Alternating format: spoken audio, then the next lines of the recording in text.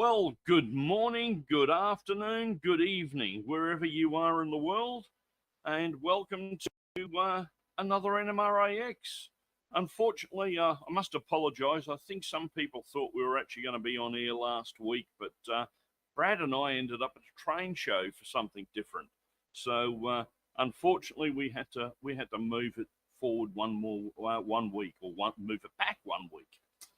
Anyway, we've got 3 hours of mirth and merriment here. Today we've got three clinics, which I think you're all going to enjoy. But first of all, the travel arrangements must be changing with NMRAx because we're heading all the way over to France at the moment.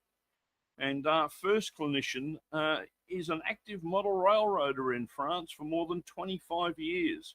He's had some neat projects in HO, standard, narrow gauge. He's dabbled in ON30, man after my own heart.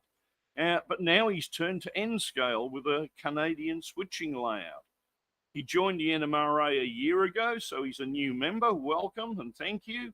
And to challenge himself with the achievement program. So all the way over to France, and we welcome Benoit. Thank you very much, Marty. And bonsoir. Welcome, everyone. I'm very happy to be here. Okay, well, then let's start. So, I'm Benoit, and I need to give you a quick overview of who I am because yeah, I think it's quite important to understand. So, first of all, English is not my native language, and so I might pronounce things in a very exotic way for you. And also, it's quite late here. I practice sport for 8 hours today, and my English kind of dropped when I'm tired. So I wrote my text, but sometimes I might goof. So I'm very sorry about that. If you don't understand something, we'll have a question time at the end of the presentation. So yeah, please ask in the chat of wherever you want to ask it.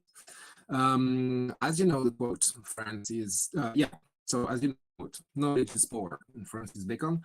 Hence, you learn a lot of things, I hope. This presentation will be an exploration of France, prototype trains, and model trains. And I will also highlight the differences between Francophone Europe and modeling and North American modeling. I might also cover a little bit of United Kingdom, as we have a lot of common with them. First of all, you need to know where we are, so we'll start with one quick presentation of geography. We are in France, it's Western Europe. Our neighbors on the map are clockwise Great Britain at the north across the channel, Belgium, which is a place that uses French language, like Luxembourg. You can find French speakers there. Germany in the east, Switzerland, that uses French as well, Italy, and bottom left, Spain. So you might not be familiar with my country, so I will use the map regularly to show you locations and places. Regarding the history, you cannot understand the model railroading in a country without knowing a little bit about the real train's history. So to achieve that, I will use the history standards we use for models, which is the European norm 810 F for France. It's a standard that is observed in the whole Europe for model trains. You will have it for each country. Manufacturers actually put that norm on their packaging, so it allows modelers to know if a given model suits their given time frame. It's something North America really lacks of. It was very difficult for me to start modeling without these eras. Please, NMRA, we need to do something. We need to make one. Anyway, I will use these eras for this presentation, and for each of them, I will cover the prototype and the models. So, the very beginnings. As you can imagine, France, like the rest of the world, was before trains. Traveling was very slow, by foot, by horse, by boat. So, like everywhere,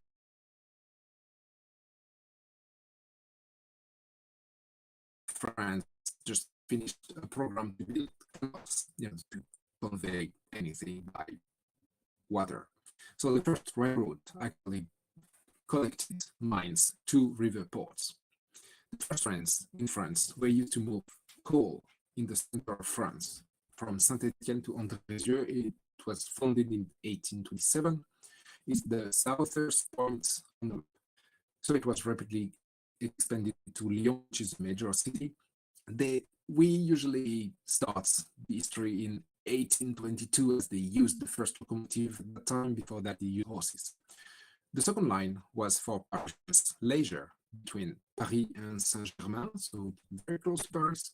It was painted by the King, Philip, in 1837, and it's the northeastern point on the map.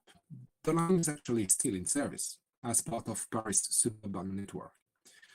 But the global development of railways really started under Napoleon III, which was the emperor, in 1850 roughly. And it's when we find the first interesting document regarding modern railroading. This engraving shows a model of a train. That train was built for the imperial trains in the garden of the imperial palace.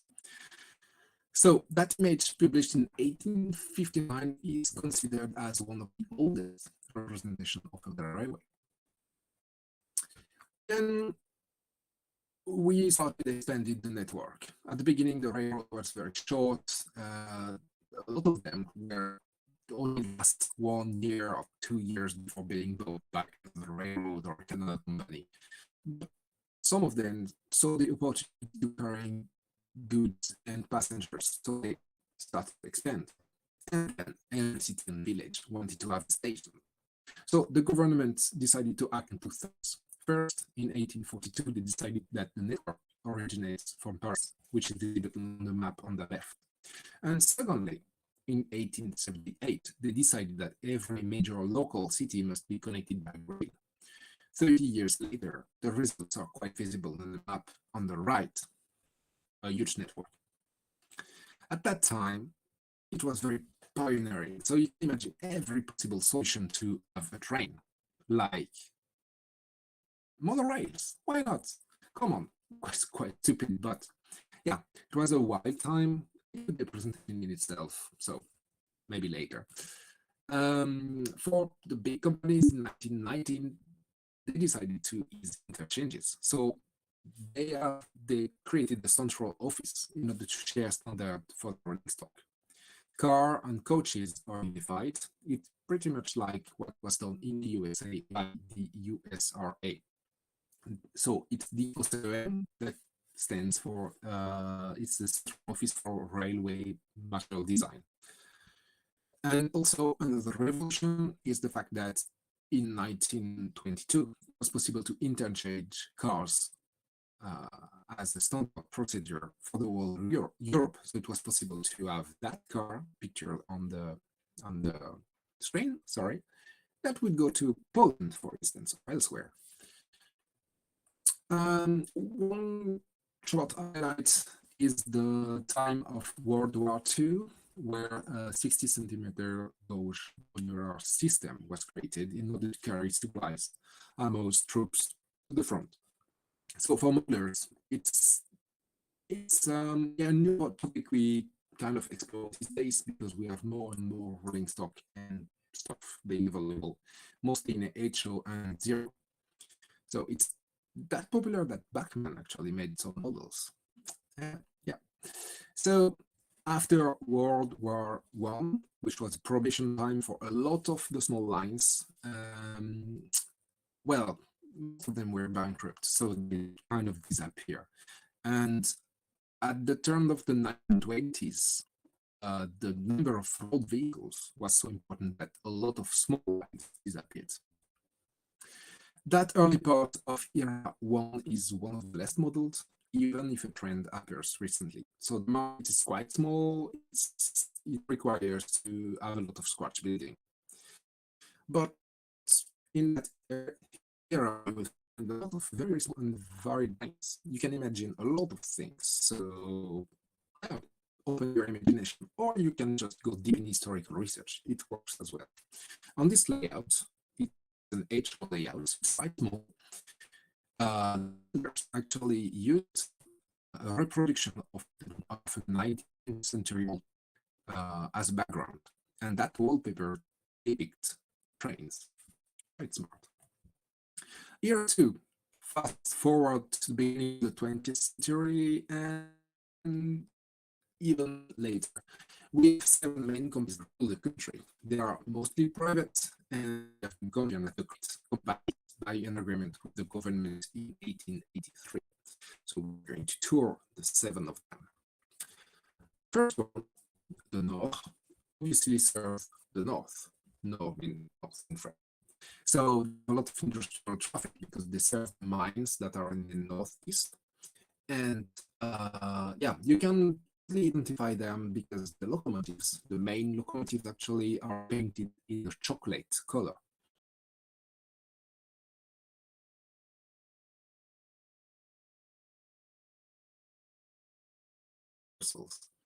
They're quite luxurious trains. And the locomotive I decided to illustrate the slide is preserved at the National Museum of Trains in Mulhouse.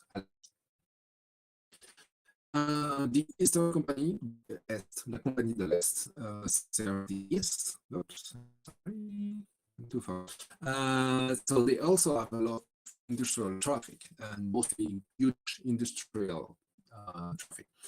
Their dark green locomotives are very well known. The eastern part of the element I highlighted in the map.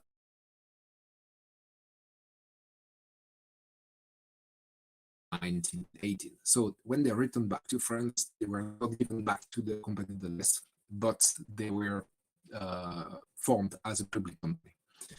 The passenger traffic was mostly between Luxembourg.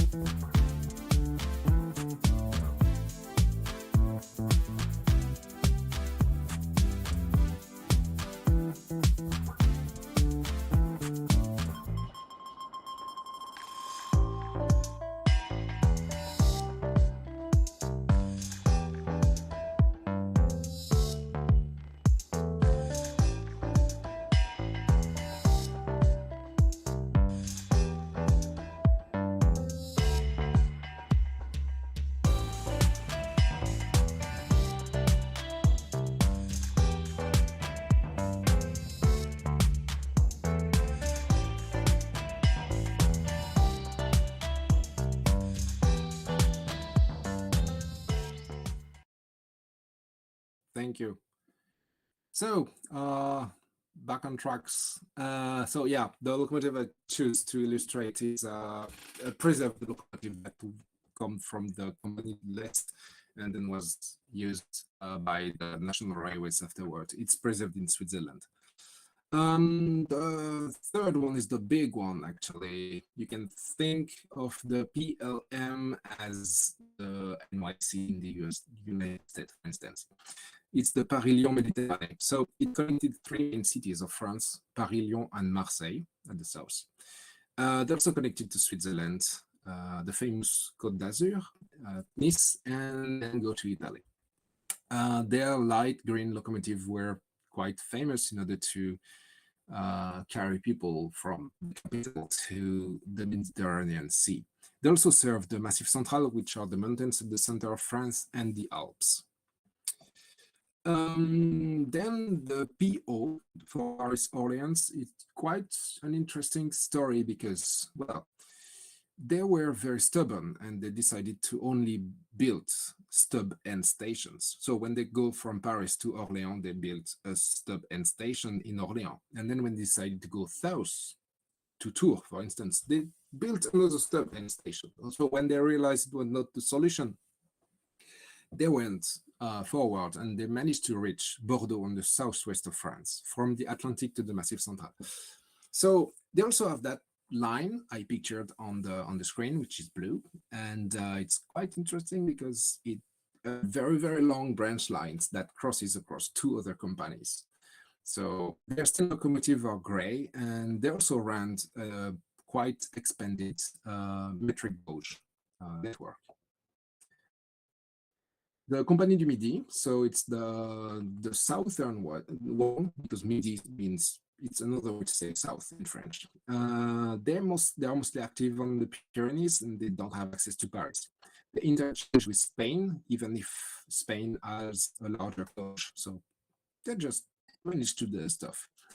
It's mostly a mountainous railroad, so at the southern part, they decided to take the initiative, mostly to electrify their lines very early. The rest of the traffic is mostly wine and greeneries, and a lot of tourism, because one of the main train stations in France, in Lourdes, is dedicated to pilgrims. They decided to join forces with the PO in 1934. So they reached Paris then. Then the Compagnie de l'Ouest. West means west. So same way of saying it, different spelling. At the end of the 19th century, a lot of small companies struggled to serve Normandy and Brittany. So this decided to group under one company. They run passenger trains, a lot of leisure trains for Parisians going to Normandy and Brittany, including very well-known painters, the Impressionists. So the image I picked is quite iconic in France. It's an accident that happened in Paris, where a locomotive crashed on the pavement in 1895. The brake failed. Not in good shape. The Compagnie de l'Ouest was bought by the Compagnie de l'État in 1909. The Administration des Chemins de Fer de l'État, so it's the state-owned network. It was a group of small companies that were bankrupt, and the state decided to buy them and run them. So it was the pink part on the map with a lot of bankrupt companies again. So when they purchased the Compagnie de l'Ouest in 1909, it created a big company that managed to reach Paris. The PO kept that very profitable line going to Nantes, the small line in blue. So it's quite interesting regarding interchanges. And we have a lot of metric system lines, because the great companies were just the backbone of transport in the country. So the local network was built in the cheapest way, using the 1 meter gauge. So you can think of this network as the American 3-foot lines. Some companies were very grandiose with a lot of stuff and big assets like the main companies, but for a lot of them, it was just enough revenue to pay for the fuel. So you could find them literally everywhere. And we have two surviving type of lines. The first one I choose to illustrate are the touristic ones. You will still find some rail cars or steam engines, but you also have a few lines, metro lines, in active revenue service nowadays. Mostly located at 5 locations, so I highlighted them on the map. And the very end of the era number 2 is the creation of the national railways. So after doing a lot of work on unifying the network and simplifying interchanges, in 1938, the state decided to nationalize everything. It was quite standard in Europe, and actually France was one of the latest to nationalize the railways. So it was the end of the great companies, but the beginning of a new era. Regarding modern railways, the time after World War I was the era of tin plates, but we had a few specialized artisans that created very realistic models. I was not able to find a good picture of one of them, so I picked a tin plate, but yeah, find online from Maresco, Gaume, or Lequen. Also Fournereau, who was one of these artisans, created the first model Railway magazine in 1937, Local Revue, but more on that later. So era number two gains nowadays in popularity as some manufacturers are building models of the ancient companies. Then era number three, I would say it's the most popular one, with not a surprise because it's the equivalent of the transition era in North America. Post World War II, you will find a lot of different stock on the lines. For instance, that American locomotive, it's a Baldwin Light Mikado. I had the pleasure to drive it. I really love it. We have so Canadian locomotives, German locomotives, steam locomotive, and the last French-made locomotives, which were very unique prototypes in order to continue use the steam not working. So we also have a lot of unified rail cars that are progressively taking over the passenger traffic on a lot of lines. Along the diesel taking over steam, the transition was mainly made through the continuation of electrification. So a significant number of lines were converted before the war, and they were using 1.5 kilovolts direct current ingrained on the map. But the new norm decided by the French state was set in 1950 approximately, and it was to use 25 kilovolts alternative current in red. So the East and the North were the first one to benefit from these programs, and we'll still use it. And actually the high-speed lines we have in France are using it. Regarding the old system, it was the one that was used to set world speed record in 1955 of 331 kilometers, which is, I think, more than 2 miles per hour, 200 miles per hour. Regarding models, we have the foundation, the establishment of JOEF, which will be the national the national manufacturer. So they're funded in 1944 and they specialize in HO scale. So it's the most prolific brand in France. They offer affordable but approximate models, and they do that for decades. So for most modelers, it was the beginning of their journey in model railroading. They started to produce more serious models at the beginning of 1980s, but yeah, it was a little bit too late. Another aspect of models is that in 1954 is created a union of model railroaders for the whole Europe. It's the MOROP. I will say more about it later. During era 3, the rolling stock gets new markings in the 1960s, and it's a no-go for operators. You know, in North America, operations are very successful, and I think it's because you have 1 feet high markings. Our markings are just 1 inch high markings. And on the picture I shared between an HO model and an N-scale model, it's still it's way easier to read what's written on the blurry gondola at the back. We're not lucky. Anyway, in the 1960s, it's also the beginning of the decline of 2-axle cars. Yes, having 2 trucks becomes the new norm. It's quite late compared to the USA, but yeah, you can still find a few of 2-axle cars in active revenue in the 21st century. All passenger cars have switched to 2 trucks in the 1970s, and all new passenger cars built starting after the 70s are unified across Europe. It's a standard, and you can find similar things across all countries.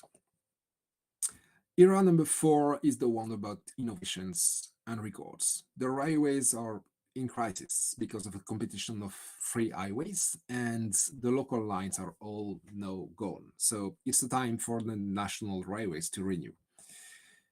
First of all, they ran the last steam locomotive. So it was in 1972 for passenger services, but The last one for freight trains was in 1975, and the locomotive I picture is the last one that ran that last train on September 24th of 1975. And then the future is probably using diesel, huge locomotive, turbo trains, and so on, were the future until the 1970s energy crisis hit. So one of the best example of that time is the RTG unit. I pictured it. Some of you might find it, yeah, with a deja vu feeling. It's normal because Amtrak bought a few of them. And regarding diesel, actually, the first TGV prototype was diesel powered. Yep.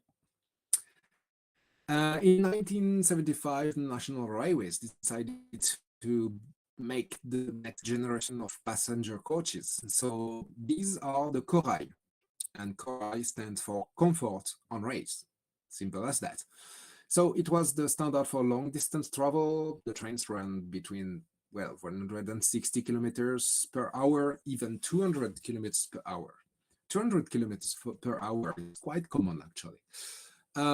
So 4,000 cars were built, including pilot cars, luggage cars, bars, restaurants, and even a few disco cars.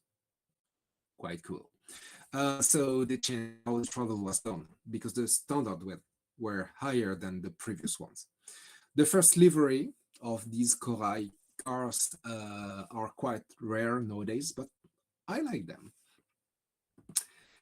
And of course, of the big era of the TGV. So TGV is train grande vitesse in high-speed train. Simple as that. The first prototype is built in 1978, which is just 3 years after the last steam locomotive. And during the test, they ran at more than 300 kilometers per hour. Quite crazy for the time.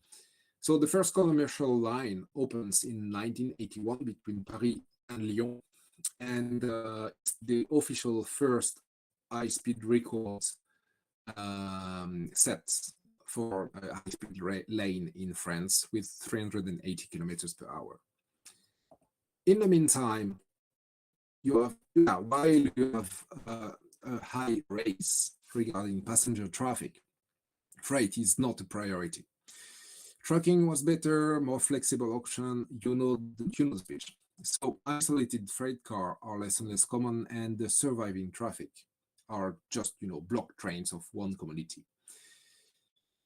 I think one of the reasons why trains are not popular to convey freight is the fact that we don't have a proper automatic and strong coupler in Europe. It's always that chain and buffer system, which is kind of crazy. I picked that photo of one of the last freight trains in Paris. It was in 1985. On the aspect of modern railroading, we had Jacques Leplat. He's a Belgian modeler, and during the 1990s, he stated that modern railroading must have an atmosphere. So he was not only conveying the ideas of John Allen in Europe, but also trying to promote it as a form of art, which is something that is quite new in North America, I guess. It's something we live with for a while now. Okay, era 5, TGV and crisis. More TGVs, less freight. So the high-speed train adventure continues, and the second high-speed line is built from Paris to the west, where I live. New speed record as usual. Okay, and then the tunnel under the channel opens in 1994. It's a revolution because it's the first international high-speed line in Europe. So you can travel between Paris, Belgium, London, and it allows people from the British region of the NMRA to come and visit my work in order to work on my AE. So thank you, Eurostar. Quite cool. At the turn of the century, the National French Railways become a private company but owned by the French state, which means that each activity becomes different. So you will have passenger traffic for main lines, TGV, freight, infrastructure, and local trains like the one I picture, always in blue, and so on. For the freight, they are green. And the state of freight is not in bad shape. You can make a comparison. Freight train in France are like passenger trains in North America. Both are scandalous. So given the competition with trucking and very, very bad political decision, the rail, the share of the rail on freight traffic is quite inexistent. So yeah, we are at less than 10%. It's horrible, but it kind of changes. Okay, here on the 5 regarding modeling. Well, the national brand, Jouef, is bought by Hornby, I make it short, and it relocated to China. No trains produced in France. The other part of the crisis is the one that we all face everywhere in the world. Model railroaders are not getting younger. Everyone is getting older, but new generation like mine are not attracted by trains. On the picture is a group of young model railroaders I co-created in 2004. We stop our activities because, you know, life is like that, but that group remained unique. It was, yeah, one of its time. So, year on the 6, here we are. Things are stable, I would say. The French network is 27,000 kilometers long, so yeah, quite in good shape, because transport authority have been progressively given to the region. So these are administrative districts, and each of them take care of the local transport. So they buy their own trains, the best ones, because they want to be re-elected. So electrical multiple units like this one are very standard. And that train, I took it when I was going to my previous job. It was a very comfortable way to travel at 160 kilometers per hour with my bike to commute. So if you want to know more about that state of transport, passenger transport in Europe, I really encourage you to check on G-Force NMRAx presentations. Yeah, we will probably share the link on the interchange after that presentation. TGV is the standard for long distance, which is great, but it's also complicated because the network is centralized on Paris. So when you want to go from the west to the south, you need to go through Paris. Kind of crazy. The picture I chose was 3 of the TGVs that were used to set world records, and the last one on the right was for the latest speed record of 574 kilometers per hour. We also have competitors that run the rails, so you can find trains from the German company, for instance, running to Paris. Okay, is it good? As far as we have good rules that protect customers, it works quite well. Anyway, so time for model railroading. So as you know, we have, like in any other country, several aspects of model railroading, and we will cover 5 of them in order to see a little bit of everything. So first of all, where do we fit in? We have homes, houses, and they are not the same as in North America or in Australia, for instance. I'd like to, yeah, encourage you to watch that great video from Cathy Millat about railway modeling in the UK, because we have a lot of common between the UK and here. Europe has smaller everything. So we have smaller houses, we have smaller cars.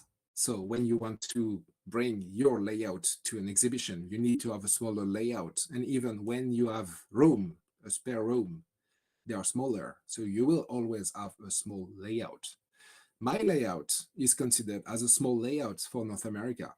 Here in France, it's considered as medium to big. So our trains are shorter than in North America.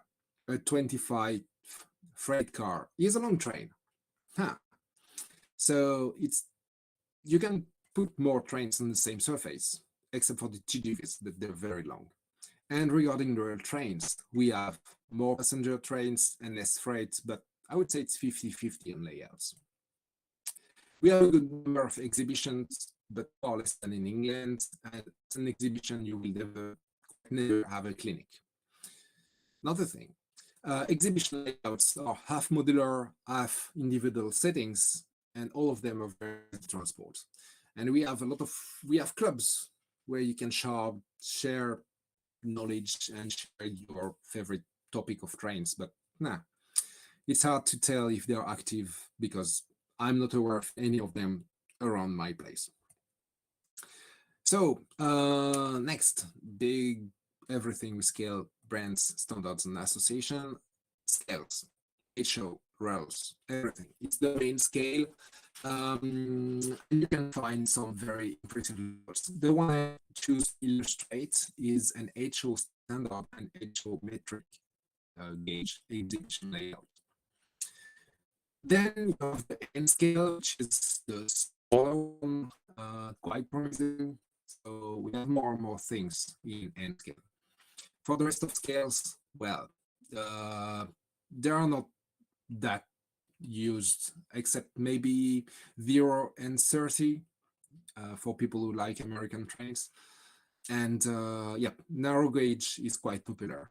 You can find it for builders and I would say more open-minded people, because narrow gauge is about almost everything you can imagine is true. So we have several brands as well, and at the moment we see a great revival of artisans. So it just individuals who will produce very specific models and details for the French market, mostly using the latest 3D printing and laser cutting options available. So for instance, we have new brands that start offering 0 scale and Z scale offers specific to the French market. Like I said, we have the standards for European modeling. So it's a group of modelers, of associations, actually, the MOROP. It regroups 60 countries and more national associations. So they established the Normen Europäischer Modelbahn, sorry, it's German. So the NEM standards, and you mostly know them for the decoder sockets. So one of the standards set a norm for the couplers. Yes, we managed to do that. So for HO couplers, you can choose the one you like, and you can put it in the socket systems. It's the fork-shaped system you see at the top. And then you have the coupler itself that is standardized. So it's the loop system at the bottom. It's quite common, it's very useful, but it's not prototypical at all. And they're quite ugly. At the national level, regarding association, we have many of them. Actually, I think we have too many of them. So the first one is the Fédération Française de Modélisme Ferroviaire, so FFMF, which stands for French Federation of Model Railroading. Sorry, it's quite old. It was established in 1975. I would say it's the equivalent of the NMRA for France, more or less. And all the associations I listed under the FFMF on the left column are members of the National Federation. On the other hand, you have the Association of Railway Workers, so the UACF. So anyone can join. You don't need to be a railway worker, and you can do a lot of things besides railway modeling. But yeah, all of them offer trainings, clinics, newsletter, whatever you want to name it. The FFMF has a quarterly publication. I was not able to find a number of members for these associations. it's way lower than the NMRA, even when you compare it to the number of active people in the country. And the impact of this association, I would say it varies depending on who you ask. Members will say it's super cool, and non-member will say, nah, it's not useful. And you also have a lot of clubs. The distribution of clubs is not equal in the territory, so I don't have any club where nearby where I live. And I know some cities where you can find, it's small cities where you can find 2 clubs. So yeah, I don't know why. We have a lot of forums online, of course. The web was a very good opportunity to put people together. However, you need, like for a club, to find a place that suits what you like, and yeah, and people you'll discuss with. For instance, we have 2 forums regarding North American trains, because at some of them people can just, yeah, they don't like the others. It's kind of crazy. So what do people model? The answer is quite obvious. French trains, yes. People like to see what they see through their windows, so most layouts will be French themed, like that one in the HO. And despite the fact that at the moment we have a lot of EMUs, not a lot of freight, the vast majority of layouts being put forward in the press and exhibitions are trains from the 1950s to the 1980s. Even modern layouts will show a lot of freight, even if at the moment it's only 10% of the traffic. Operations, they're another thing. We are only a few modelers, often the youngest ones, that try to promote it. It will be trendy in the future, I'm sure. We need to convince others that it's their wonderful idea. How change is made. And speaking of younger modelers, I'm still considered as a young modeler, despite being almost 40 years old. So the community gets older, but we have a few motivated young modelers that exist, and we try to do our best to welcome more people in the hobby. And we also have a lot of diversity we need to address. It's a white guy's hobby. You can find a few women, but not much. And we also have a lot of collectors. They just buy very, very detailed models, and I think most models are built for them these days. So yeah, it makes models being more and more expensive. It's a problem, but yeah, it's how the world goes, and we will try to find more active modelers actually. Narrow gauge is a good success when you look for the atmosphere and when you want to have a micro layout and some exotic topics. So I chose that very interesting Eastern communist German-based layout because, yeah, apparently the layout was themed for Germany just because of a joke. Anyway, North American lines. Well, not much. People don't model much besides French topics. I personally model a Western Canadian short line. I'm using card cards and waybills, and I'm an alien in my own country. I choose that nice layout that represents an African river with a barge. That's the kind of not French layout you can find. But most layouts you find depicting other countries, they are showing that because it's a club invited coming from another country. So as people prefer to see trains from their country, foreign layouts are not often shown in magazines. Okay, let's have a short tour of a few layouts before I conclude. You will always find the same type of layouts. You will have the whole layouts, you cannot move layouts that you can bring to exhibitions and modules. Most layouts since the turn of the century are presented like this. So they are shadow case. presented like this industrial, suburbs of Paris themed layout. In France, we use the term showcase because, well, it's a case that shows things. Yeah, I know it's an English term, but it's used. Very often you will have a staging attached to the layout. Here it's an exhibition layout, and as you can see, the majority of the layout is the staging itself. But as we don't have proper operations, it's just a matter of putting stuff you don't want to see on your layout apart.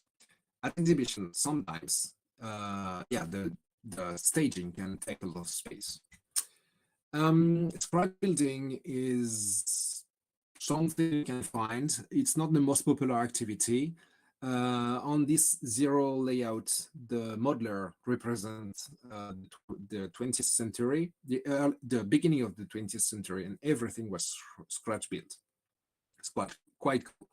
What modelers do is actually build a layout, and they just buy rolling stock, put it on the layout. Sometimes they don't weather their trains, which I find very shocking. So time flies, I'll try to move on. So yeah, another example. Historical aspect, some people will just take, make some research in order to depict some existing scenes.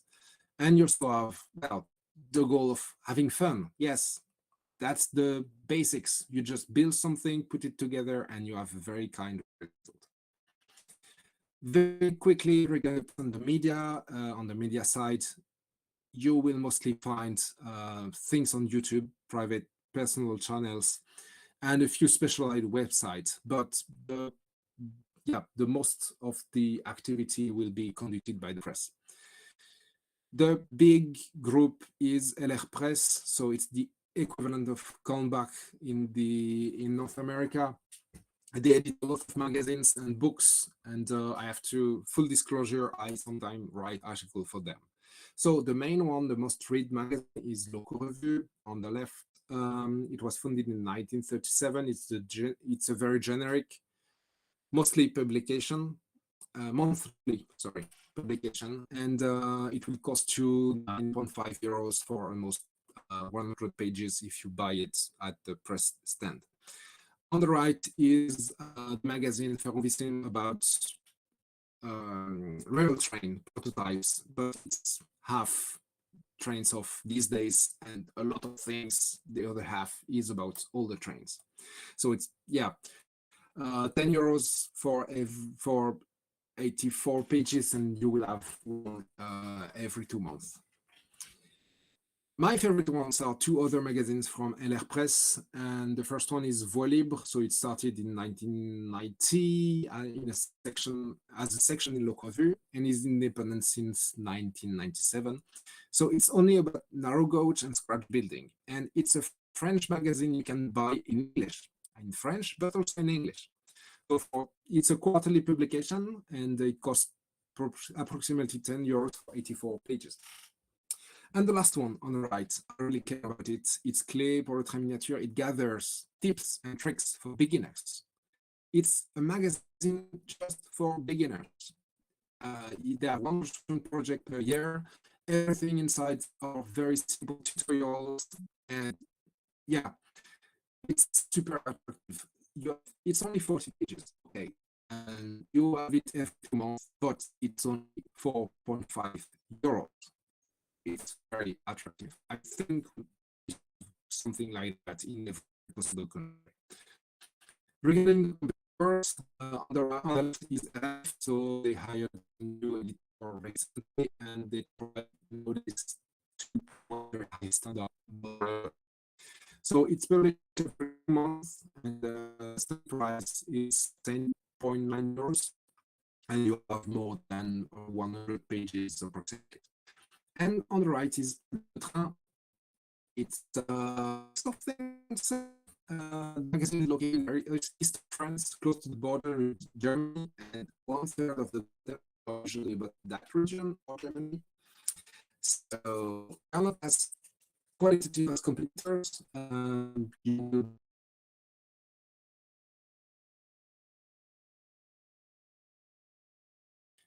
their credit, they have a lot of special issues regarding prototype trains, so with a lot of pictures. So yeah, it can be quite interesting sometimes. Whew. Okay, it's over. Wow. Thank you very much for supporting my English, and I put the last slide in French, but I guess you can understand it as well. So now it's time for questions. Not a problem. Well, thank you very much for that. I must apologise to the people out there with the audio. Did get a bit choppy at a few spots, but for the majority, it was working well. So very, very interesting. Some lovely photos of some modelling there. It's good to see that this hobby is worldwide. It's the quality is everywhere you look.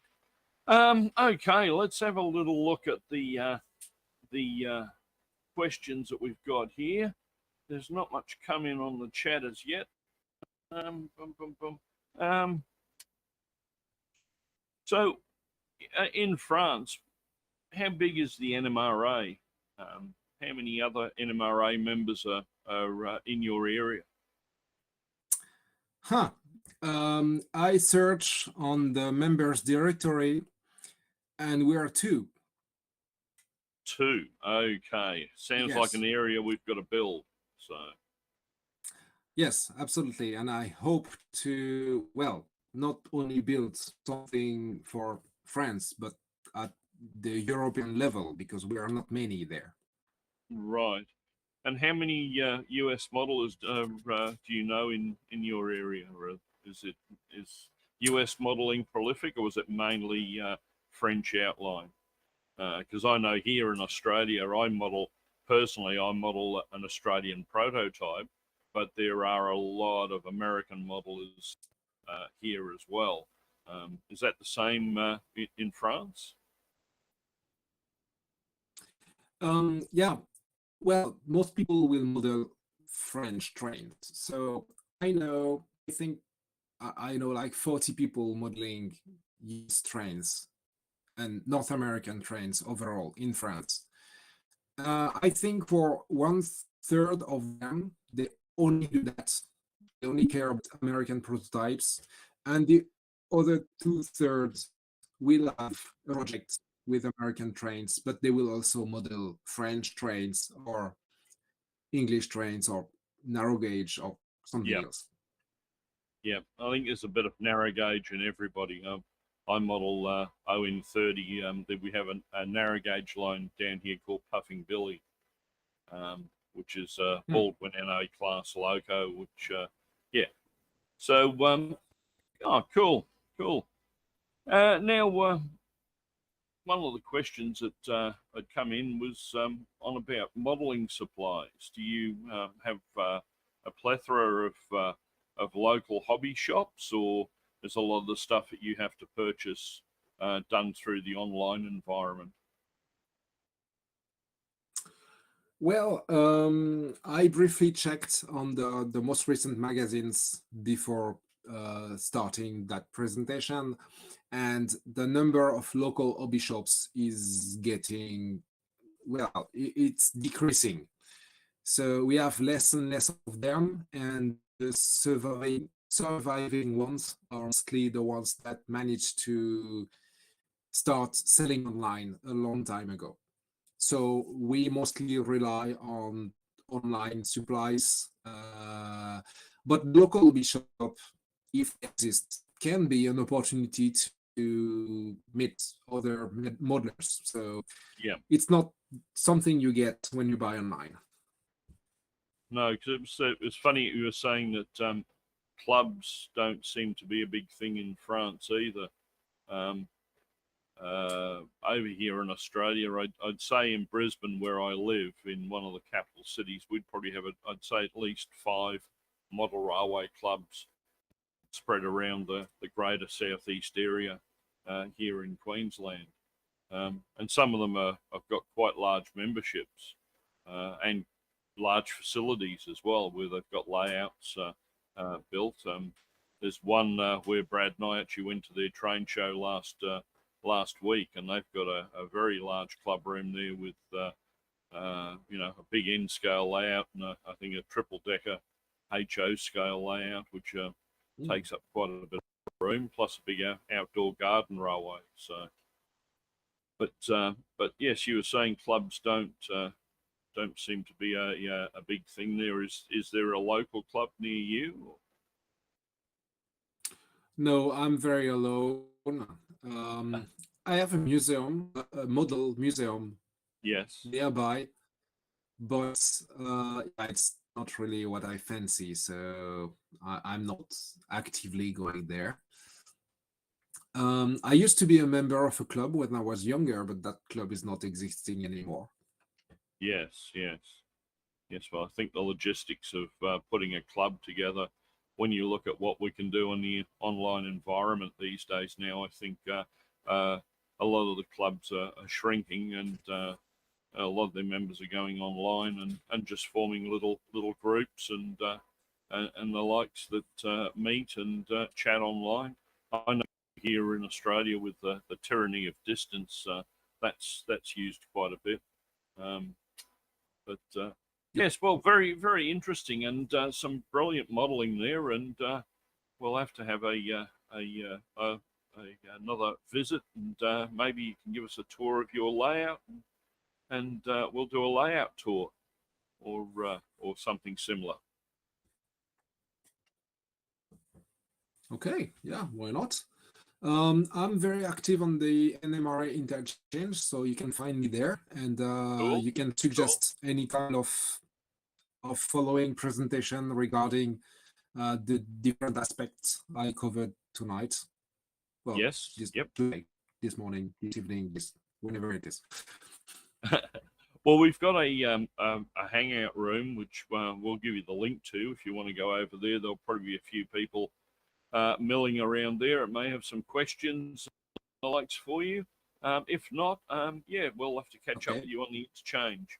We'll have to start maybe a earlier time where it's a bit more friendlier to our European and British people. But anyway, thank you very much, and we look forward to seeing you again soon. Okay, yeah, thank you, Marty, and well, goodbye, everyone. Thank you for attending.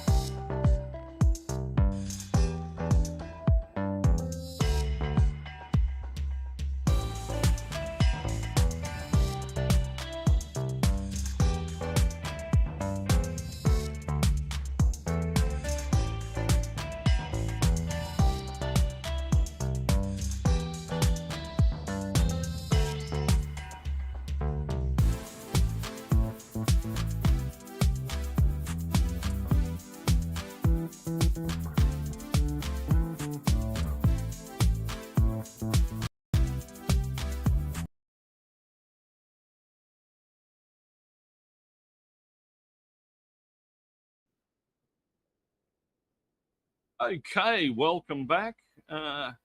We've hopped on a pressurized toothpaste tube and headed across the Atlantic, and we've left France, and we're now back in the USA.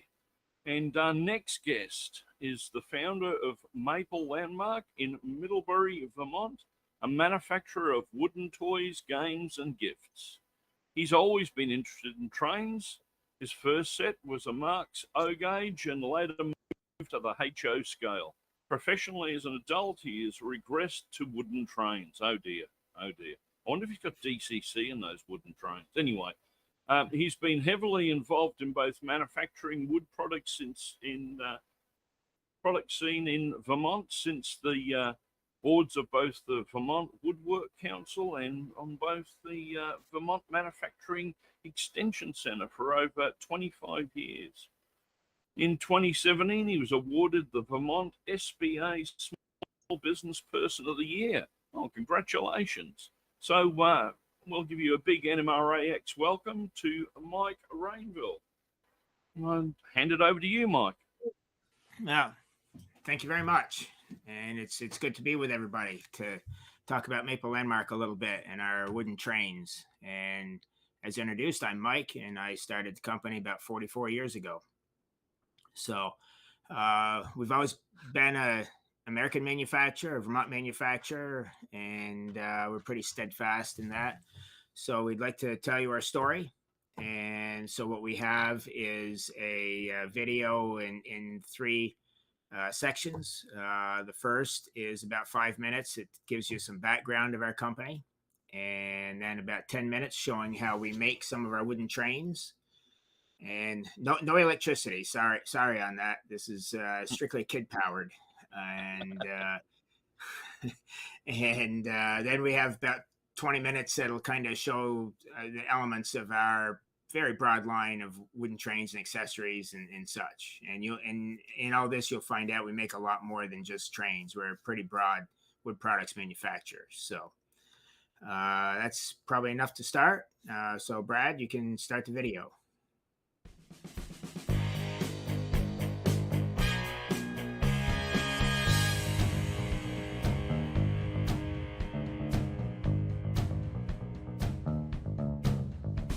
Maple Landmark is a wood products manufacturer founded in 1979 and located in Middlebury, Vermont.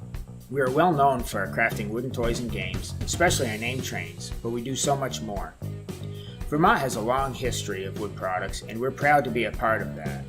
Maple Landmark is a company of over 40 local people with widely varied skills, some of whom have been with us for 20 to 30 years. When many companies sent their production to China, we realized that we were just simply people who like to make stuff, and that's what we're about. With that, we take great pride in making that happen right here in Middlebury, Vermont, with national and some international distribution. When Michael came home from school and he told me his homework was done and his chores were done, I said, it's time for us to find something for you to do. And so we looked around in the basement of the house and we found a coping saw and a sand block, and he took it from there. Around the age of 10, I started woodworking by copying things around the house, cribbage boards, spool holders, and such. Both of my grandfathers did carpentry, so I grew up around tools and lumber and plenty of encouragement. And then I started making things for others and for sale at my parents' general store. When I was 15, I began selling wholesale to a traveling salesman and then started to gain my own wholesale accounts. I moved out of the basement to an outbuilding, and when I graduated college, my grandfather and I built my first larger wood shop. Somehow, I always had a strong sense of place with regard to what I made and marked it accordingly. My interest, my nature, was always around manufacturing, so I looked for ways I could get to batch production. Along the way, we acquired a few other Vermont wood products companies which expanded our capabilities and our product lines. By 1995, we had outgrown our Lincoln location and built a new wood shop in the industrial park here in Middlebury. Today, 2 expansions later, we have 28,000 square feet of space. We are generally known as a toy company, and we make a lot of them. Teethers and rattles, building blocks, whistles and yo-yos, name trains and games. In so doing, we take product safety very seriously. We ensure the safety of our customers by regularly testing our products to verify that they meet the national safety standards. When you buy a Maple Landmark product, you know that you're getting quality and durability. At Maple Landmark, we're well known for making wooden toys, but of late, a part of the business that's been growing is our ability to do custom work. And chief among that are tap handles, like this one we made for our neighbors at Woodchuck Cider. We are extremely lucky to be located where we are and have ample access to hard maple for our toys and other wood products. We're proud to support Vermont's working landscape and the foresters, loggers, and mills who keep us stocked with lumber. Key to our success is having the equipment that turns that lumber into anything we choose. We often say that we're collectors of capabilities and technologies. We have most of the standard woodworking equipment you'd consider typical, but then we add to that lasers and automated routers and digital printers. No matter the tools, there's no getting around the hands-on work that goes into making a high-quality wood product. Something that I really like about this company is the fact that you can come up with a new idea or product, design it and test it and have it in the consumer's hands in a matter of weeks, as opposed to a big corporation which might take a year or more to develop something. Well, I started about 17 and a half years ago. I started out sanding, then I went to the time saver, the wide belt sander, and I've been there ever since. I like working with my hands and like working with the wood. You're working with family and friends. That's how it feels. I mean, everyone's your friend. You know, everybody grew up together here, most of us. And Mike and the rest of the family make you feel like you're part of the family. I've been very fortunate to have had the support of family through the years. We have had 4 generations help here, sometimes all at the same time. Our boys both grew up in the business and have decided to return to work after college, the most recent being Andrew. I wanted to be somewhere that I could really apply my skills and make a difference, which is exactly what I found here. It's exciting to be a part of a company with the American spirit of entrepreneurship and innovation.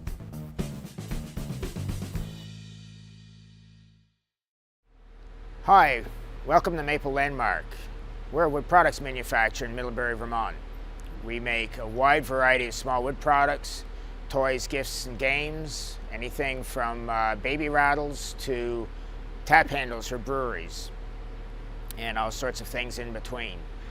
But one thing we're especially known for is our wooden train system, focusing on our name train, little train letters on wheels that connect and fit on standard wooden track systems.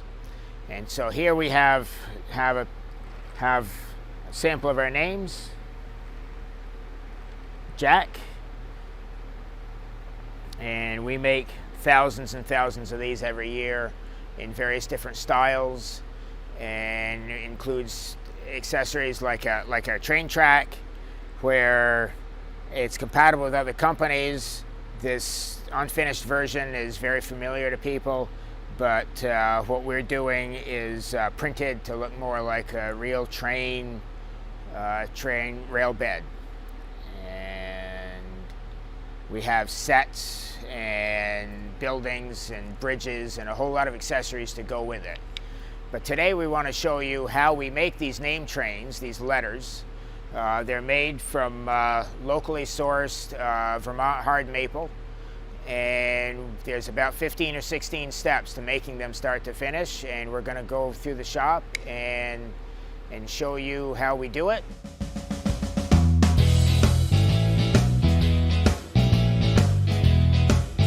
Okay, so this is our lumber supply. This is our storage lumber warehouse where we bring in our local maple from mills, all kiln dried in the rough and ready for us to process to make name trains and all the other products that we make on a daily basis. So we bring our lumber up from storage up into the shop where we get it planed to thickness and start to break it down and cut it to size, to length, get it ready for the machines that are going to cut out the letters.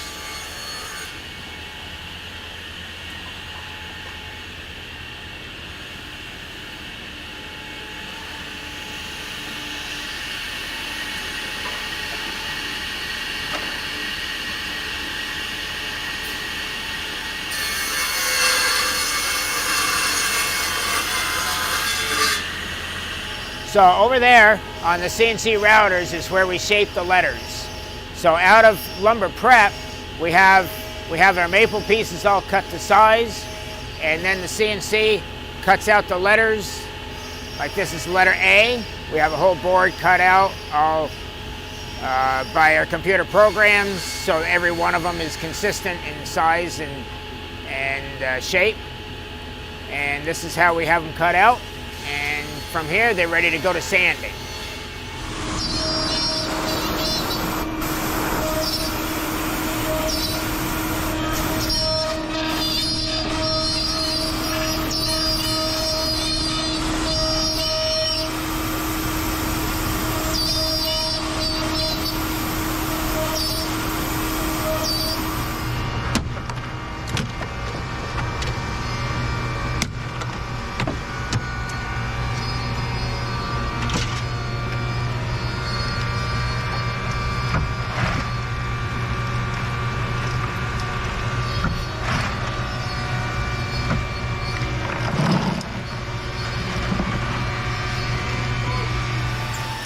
So here we're sanding the letters. They've been cut out on the CNC routers, and they come off like this, kind of still a little bit rough with tabs on them. And then once we get done sanding, they're all smooth all the way around. So Hope here is sanding some letter I's for us.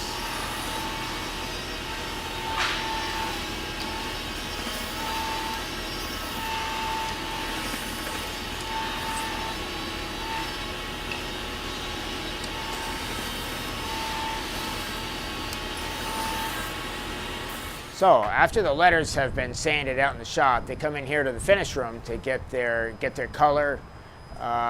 We use a variety of different color styles, types, and today we're dip staining our bright color orange on some A's, and she'll go through and do other colors after the orange.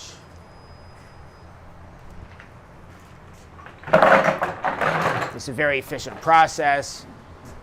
We dip them and then we let them drain dry, and we give them a clear top coat for protection after the colors are done.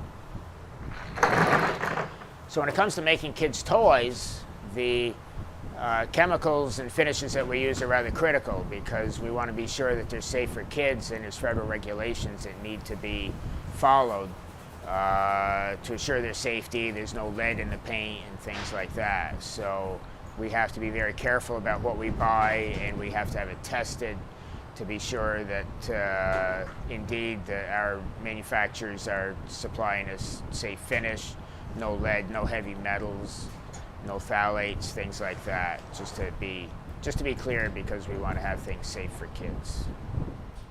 When the letters come up to assembly from the finish room, they've been colored in a whole variety of colors to suit anybody's needs. So we have about 13 different versions here on the table, and there's more that we're not showing, but we have a whole rainbow of bright colors and pastels for every letters in all these different colors.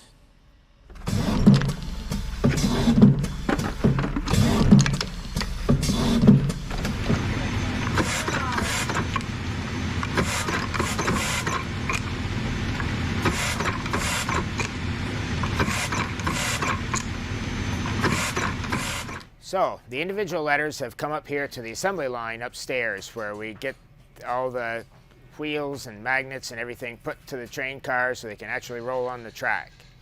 So here on the line we have Michelle and Pam putting in the magnets, wheels and axles, cards, to get these all packaged up and ready for final packaging.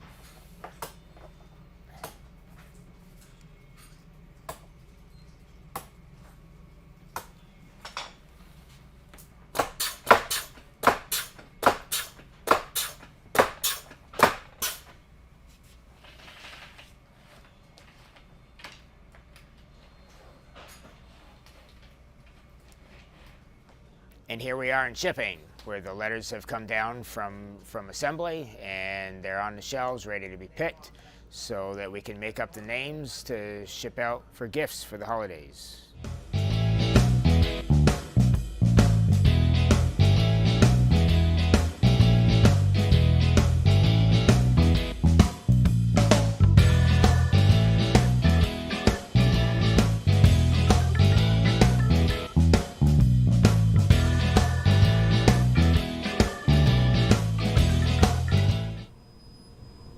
We now use lasers to cut out our train track. It's very efficient for materials and makes a very attractive edge to the track and is super precise as well. So we can cut out all of our shapes with the lasers and move them on to the next stage.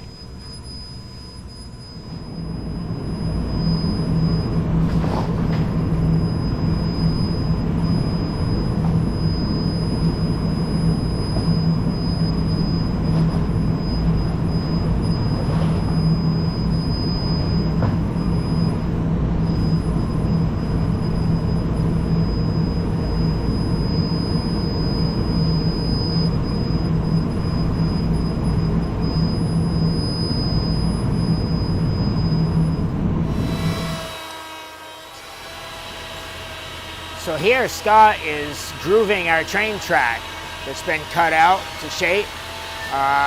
For the curves you do both sides, and we have a little shaper set up here that will do one side and then the other. You see how he runs them through, flips over to do the other side, and then they're off and ready to go.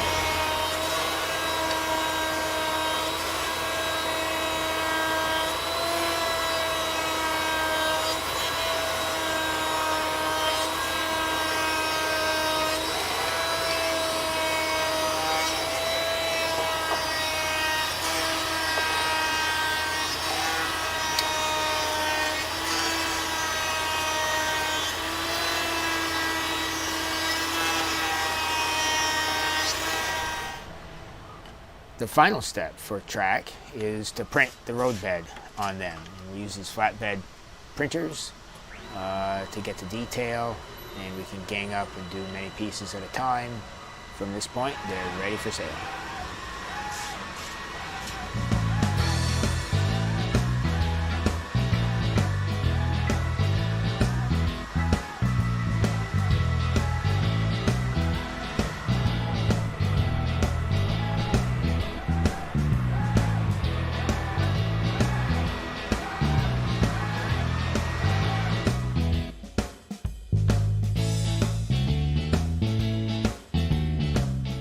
Now we thought we would show you some of our actual product name trains. You've seen how we make things, and now we have a lot more components and accessories to show you. And we'll start right now with our large tabletop train set. We call this our town set. It's about 24 inches by 38, and we have a full assortment of track and cars, street signs, engine house, trees,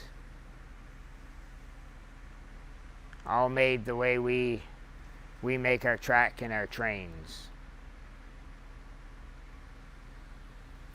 We have smaller sets as well. We start with a circle and we work our way up to this one, but with extra track you can build it as big as your living room.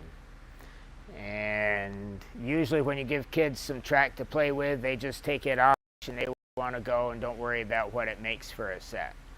But if you've got a play table, this kind of fits on the play table. Now we go down further and we get to see some of our accessories. And of course you have seen the name train. We have Jack here, probably different colors than you saw before, but this is kind of our trademark. Is people know us for the name trains. You can get the letters in all colors, and you can make a train as long as you want. The magnets are really strong, so it works really well. You can get our accessories like we have on the town set in car sets, just wrapped to a piece of track. And here in the front we have our Old West set. It's a 5-car set. We also sell it in a 3-car set, and it just is more of a rustic, old-fashioned style to the structure of the trains. We get into accessories, and we have a wide variety of things. We have a turntable to enhance the layout, so you can come in from 8 12 different directions. This is big. That's a lot of construction there. We have a train station. This is modeled after the Union Station in Denver. And we have a double track in the front. And this is printed on the back. Just assembles really simply.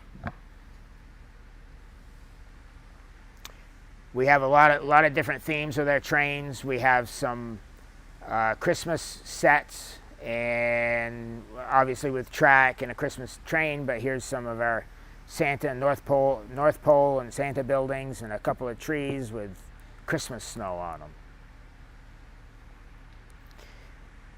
Here is a tunnel that fits right on the track, and it'll even go right over a curve. Kids like to be able to have things that go in and out, and that's what this does. It's really rugged, very heavily made, so it withstands being tripped over and whatever happens in your living room. For many years we've been running an annual engine. So right now we have available 2023 and 2024, and these are modeled after specific trains. This is a color scheme of many different rail lines that have been in the U.S. Next, we're seeing a variety of bridges. A few years ago, we decided to make a project of making bridges based on real things here in the U.S. and beyond. We have some generic bridges, but these are very specific to a lot of landmarks that are in the United States, past and present. Golden Gate Bridge. And a little north of San Francisco and Portland is the St. John's Bridge. This is a very attractive bridge in real life, and we think it's fairly attractive in this size. This is our trestle. I was looking for a trestle that was part of the Transcontinental Railroad, and we went with a Dale Creek trestle that was in Wyoming. It didn't last very long after the opening of the Transcontinental Railroad, maybe 8 or 10 years, but this is styled after that bridge. In the front we have a very new bridge. This is the bridge next to the Hoover Dam that replaced the roadway that crossed over the top of the dam. This is actually our most sophisticated bridge in terms of construction and all the pieces. There's like 32 or 33 pieces in that bridge. It's fully assembled. Everything's sold fully assembled. Don't worry, you don't have to put that together. This is the Sydney Harbor Bridge. So we have things from other parts of the world as well. In the front is Bow Bridge. This is a footbridge that's in Central Park in New York. Very famous bridge, probably the most well-known one in Central Park. And it's a nice, simple, low bridge, but it has nice print detail on it. This bridge is very close to home to us. This is a covered bridge that's in West Arlington, Vermont. And we've modeled it pretty close to the real thing, right down to the signs on the end and inside the siding. In the back, this one should be recognizable, the Brooklyn Bridge. We sell a lot of these. We make a lot of Brooklyn bridges. And it's one of our few ones that have a double track. So you can get double bridges that take it down off the side. We have switches that link the track back together into a single one. This is a very popular bridge. This is the Edmund Pettus Bridge in Selma, Alabama. And this bridge has had a lot of involvement with civil rights marches and such at the time. And in the front is not really a specific bridge necessarily, but we really like the natural arch bridges from the Southwest, and we thought we'd build a bridge to take trains up and through the stone formations. So that's not a specific bridge, but it is kind of modeled after things you'd see some of the national parks in the Southwest. So that kind of rounds out a lot of our accessories in kind of the original name train line. And then new to us and newly styled with our equipment, we have some things that will take anybody's trains to another level. We have a couple of spiral train track parts. This one here is our tabletop spiral. It's a smaller one. And so this is a track, fully formed track that takes a train car down all the way around.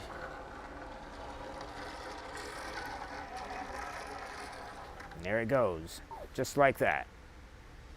We have track on top that basically makes parking spots. And we have a helicopter for the helipad. Didn't bring that out here, but we have a helicopter for the helipad, picnic area, and places for trains to park while people are sitting up in the clouds above the urban setting that's below it.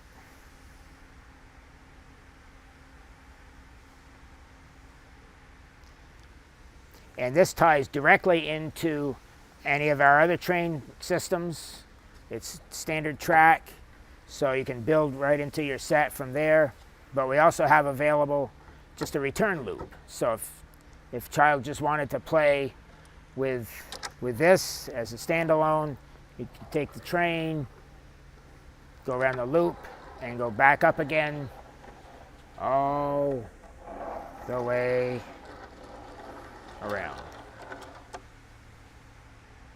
So very colorful, lots of fun. We think it's a pretty good item. Our bigger version is the mountain spiral, and it's the same idea, but it's 2 loops. So there's two tracks that go down. It's a double spiral. So depending which way you start, you go down on a different level of track.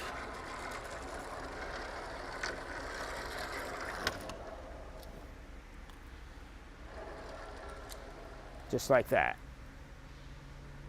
And we have the loop spiral here, or loop return here, so you can take your train and go back up the other track on the other side. We have a nice little mountain add-on here to kind of finish out the form of the design. Both of these, the tabletop and this larger spiral, are sold in a unprinted, simpler version as well. And being a double spiral, we have this loop here that connects to the double ending track from this, and it's kind of a rowing scene, kind of to go with the recreation that's going on the mountain design.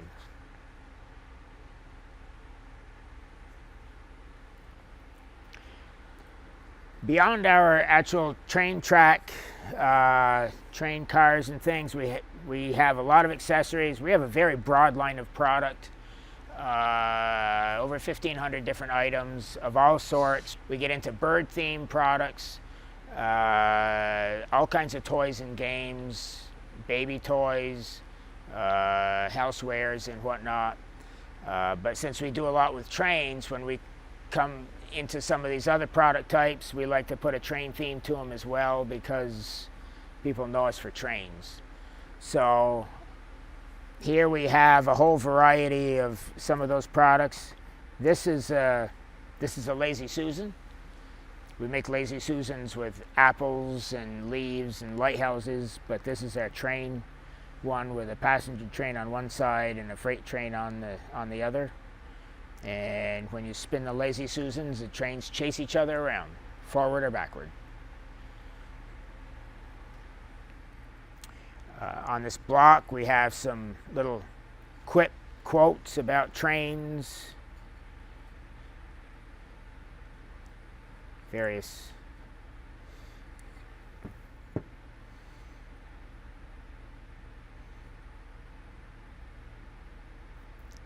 there's a Will Rogers quote there about trains being on the right track.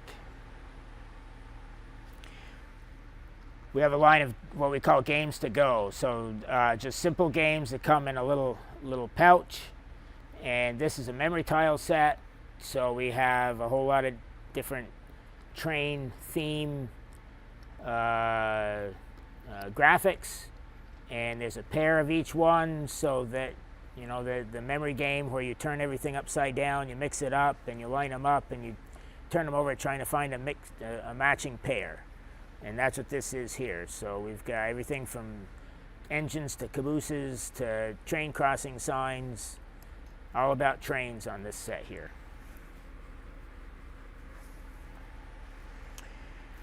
Across the back we have puzzles. We do a lot with children's puzzles. This one is a simple shape puzzle, and it's just the pieces. It's about a 12-piece puzzle, something like that. And it comes with a pouch to keep the parts in once it's opened.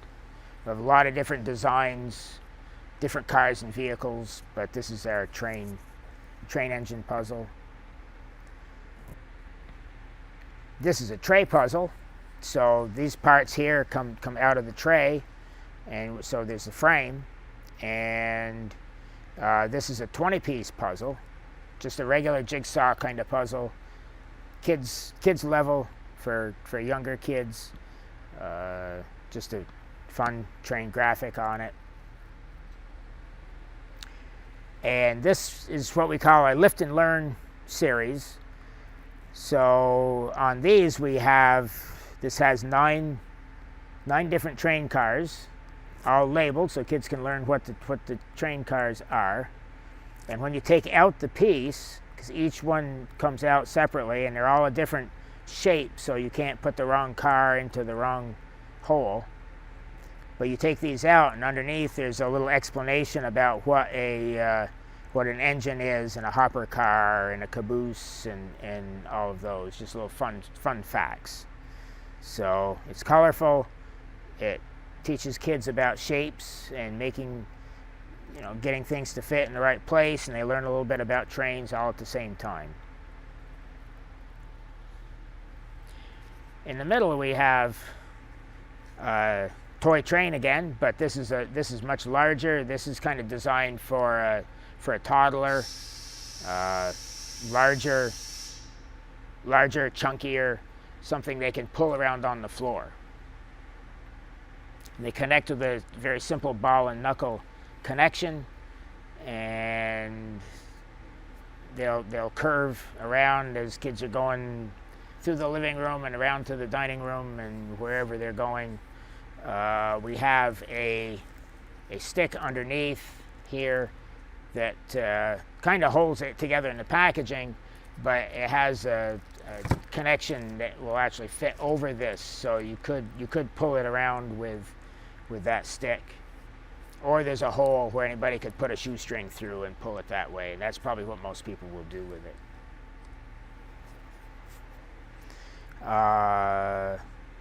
More into the children's side, we have a tic-tac-toe game, tic-tac-toot specifically, little train engine with tic-tac-toe parts, so little kids can play tic-tac-toe. For the older ones, we have a train engine cribbage board. So for those that are into playing cribbage, we have a train-shaped cribbage board.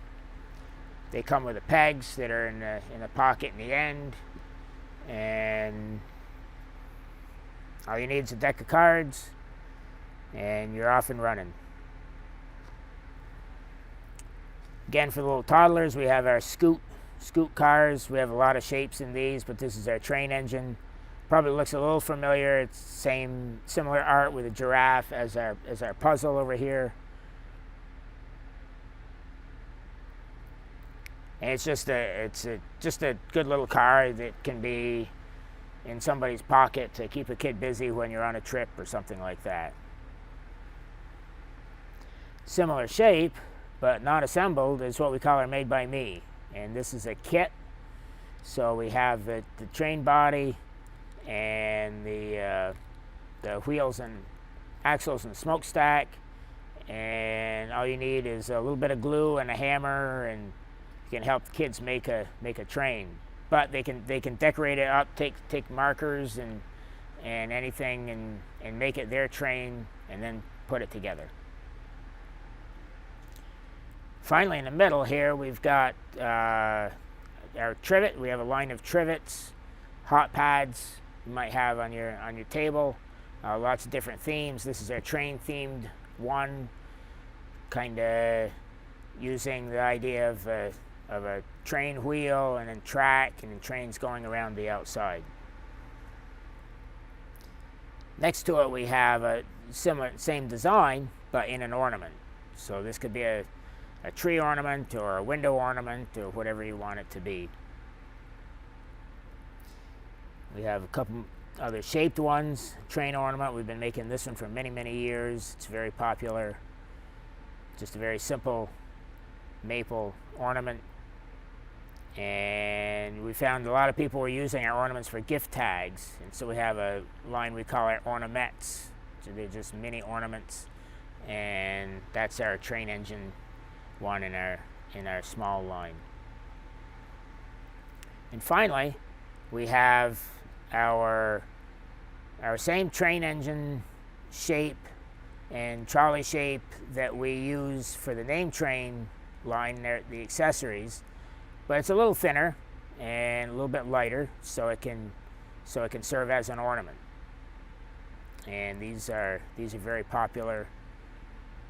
We do a lot of customized engines for places to sell. We sell to a lot of train tourist places, and they like to get these with their name on them. So we make a lot of these. So that right there is just about what we have. Oh, with one exception, we also do train whistles.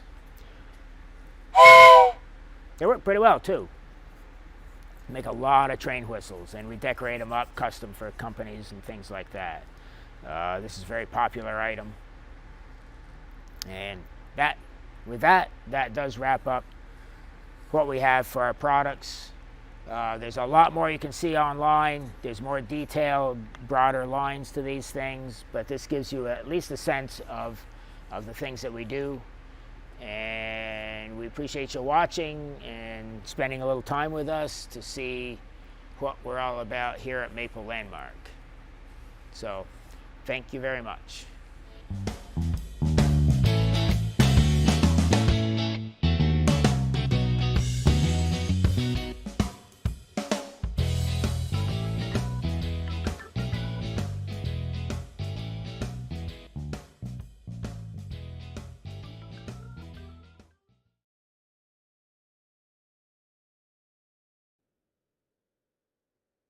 Okay, Mike. Well, that was an intriguing video. I mean, I think you've covered all the aspects of making little wooden trains.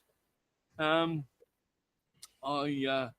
might let's have a look over here and see what questions we've got that have come through. So apparently, you had an O-scale layout. So do you still have that O-scale layout? I have it. It's put away. I haven't had it out in a while, but it's there. With all that room in that factory, I reckon there should be some plans to set it up again and get it up and running. It's a We should beautiful give it a try. facility you've got there. Yep. Maybe we'll do that sometime.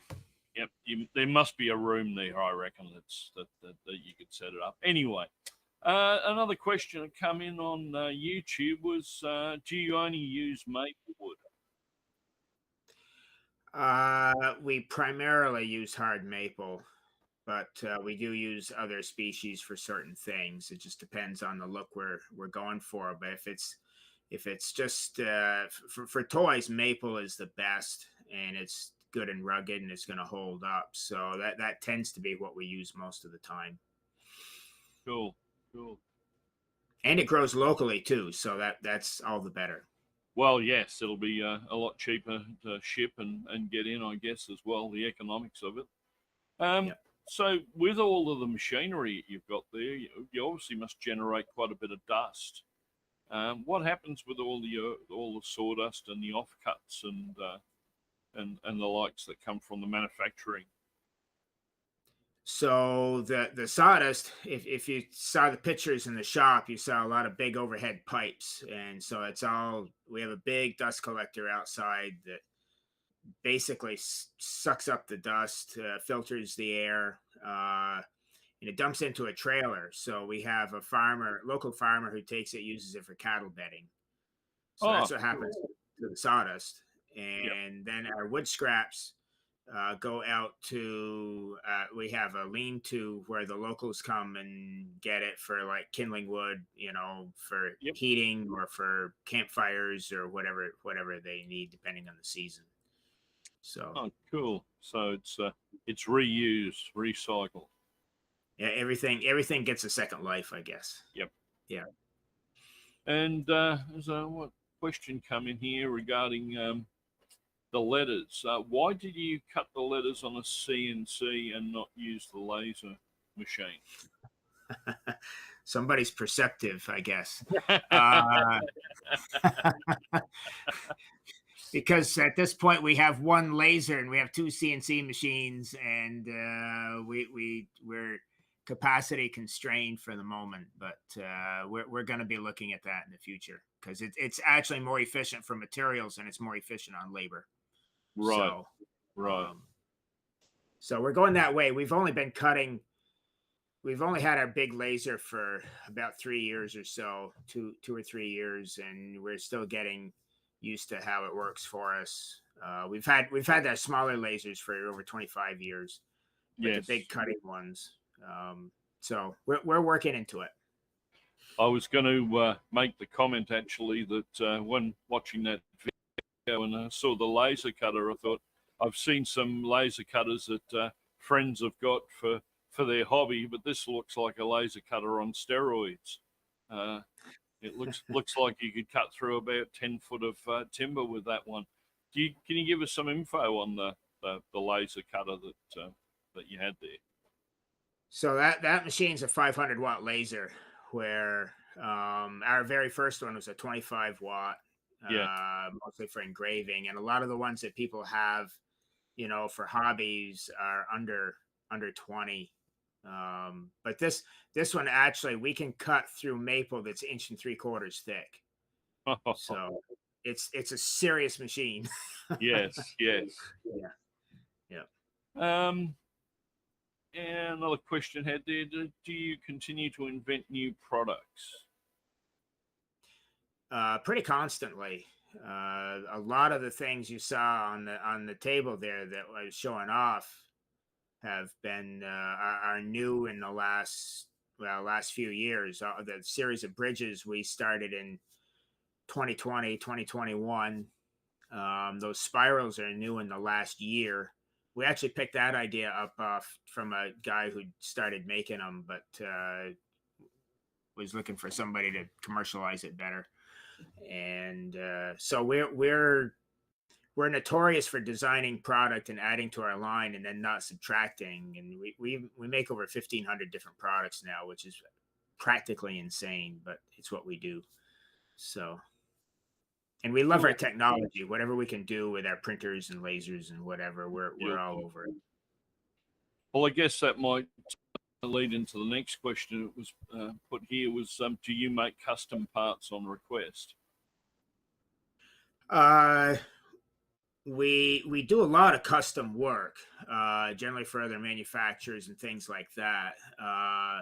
We do things. We can do things on request, but you know, I hesitate to make too broad a statement on that, because if somebody's looking for a one-off kind of thing, Yep. you know, the setup time can be pretty consuming on that. So Yep. we love a challenge. We listen to most anybody, but the work kind of has to be priced accordingly. So Exactly.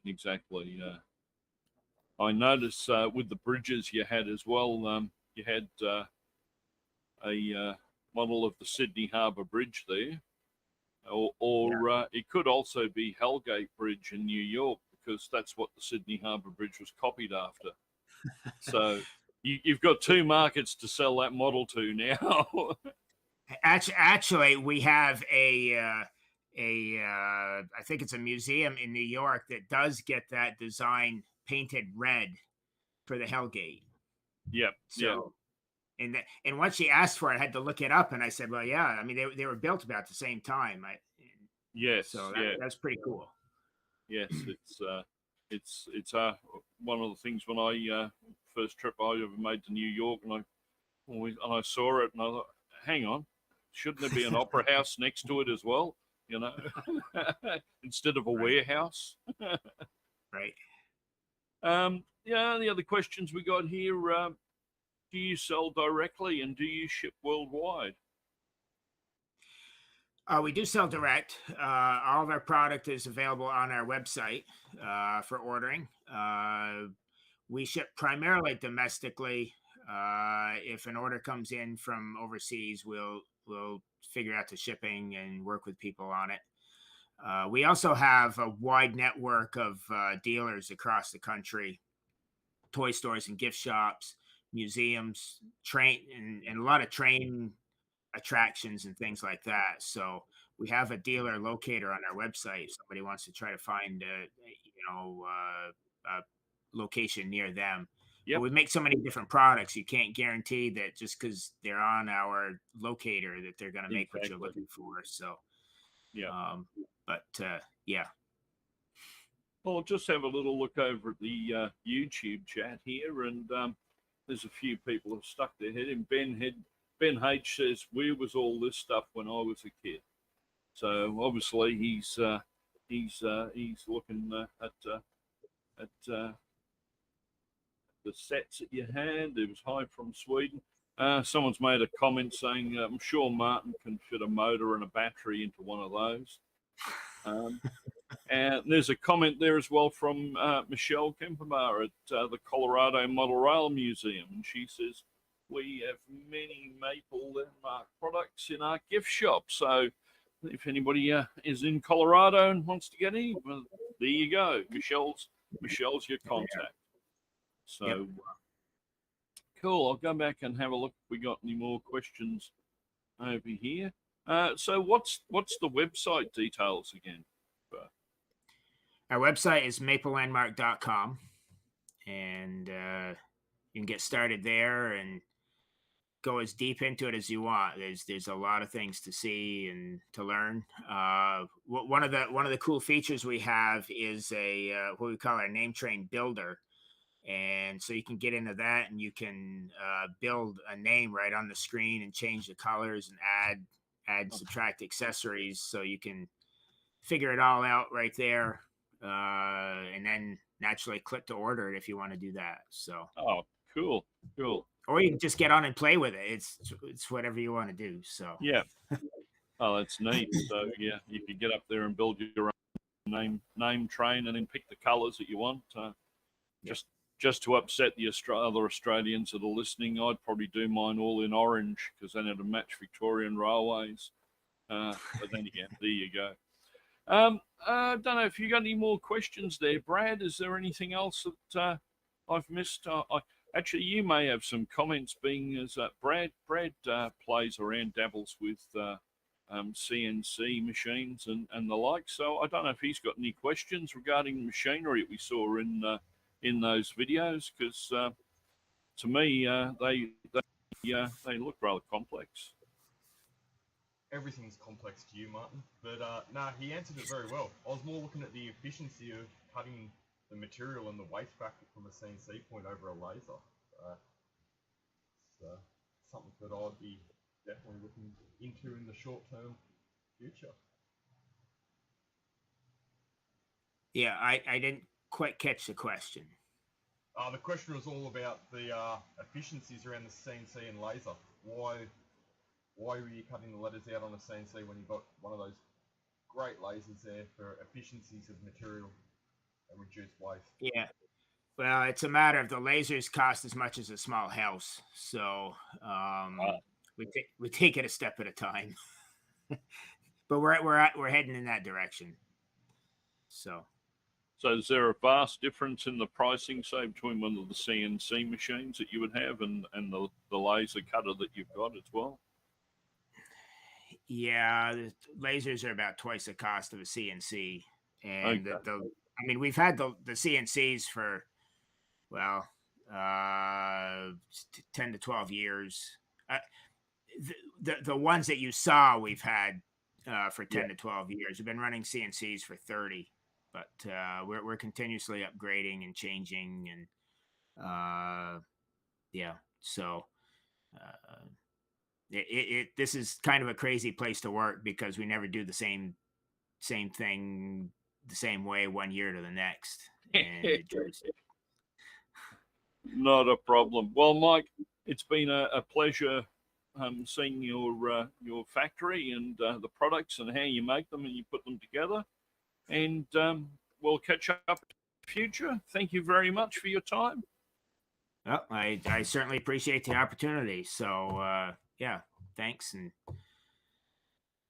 no worries. Well, we've got a breakout room which we'll give you the link to, and you can head over there. And if anybody wants to have a chat with you, they can jump over.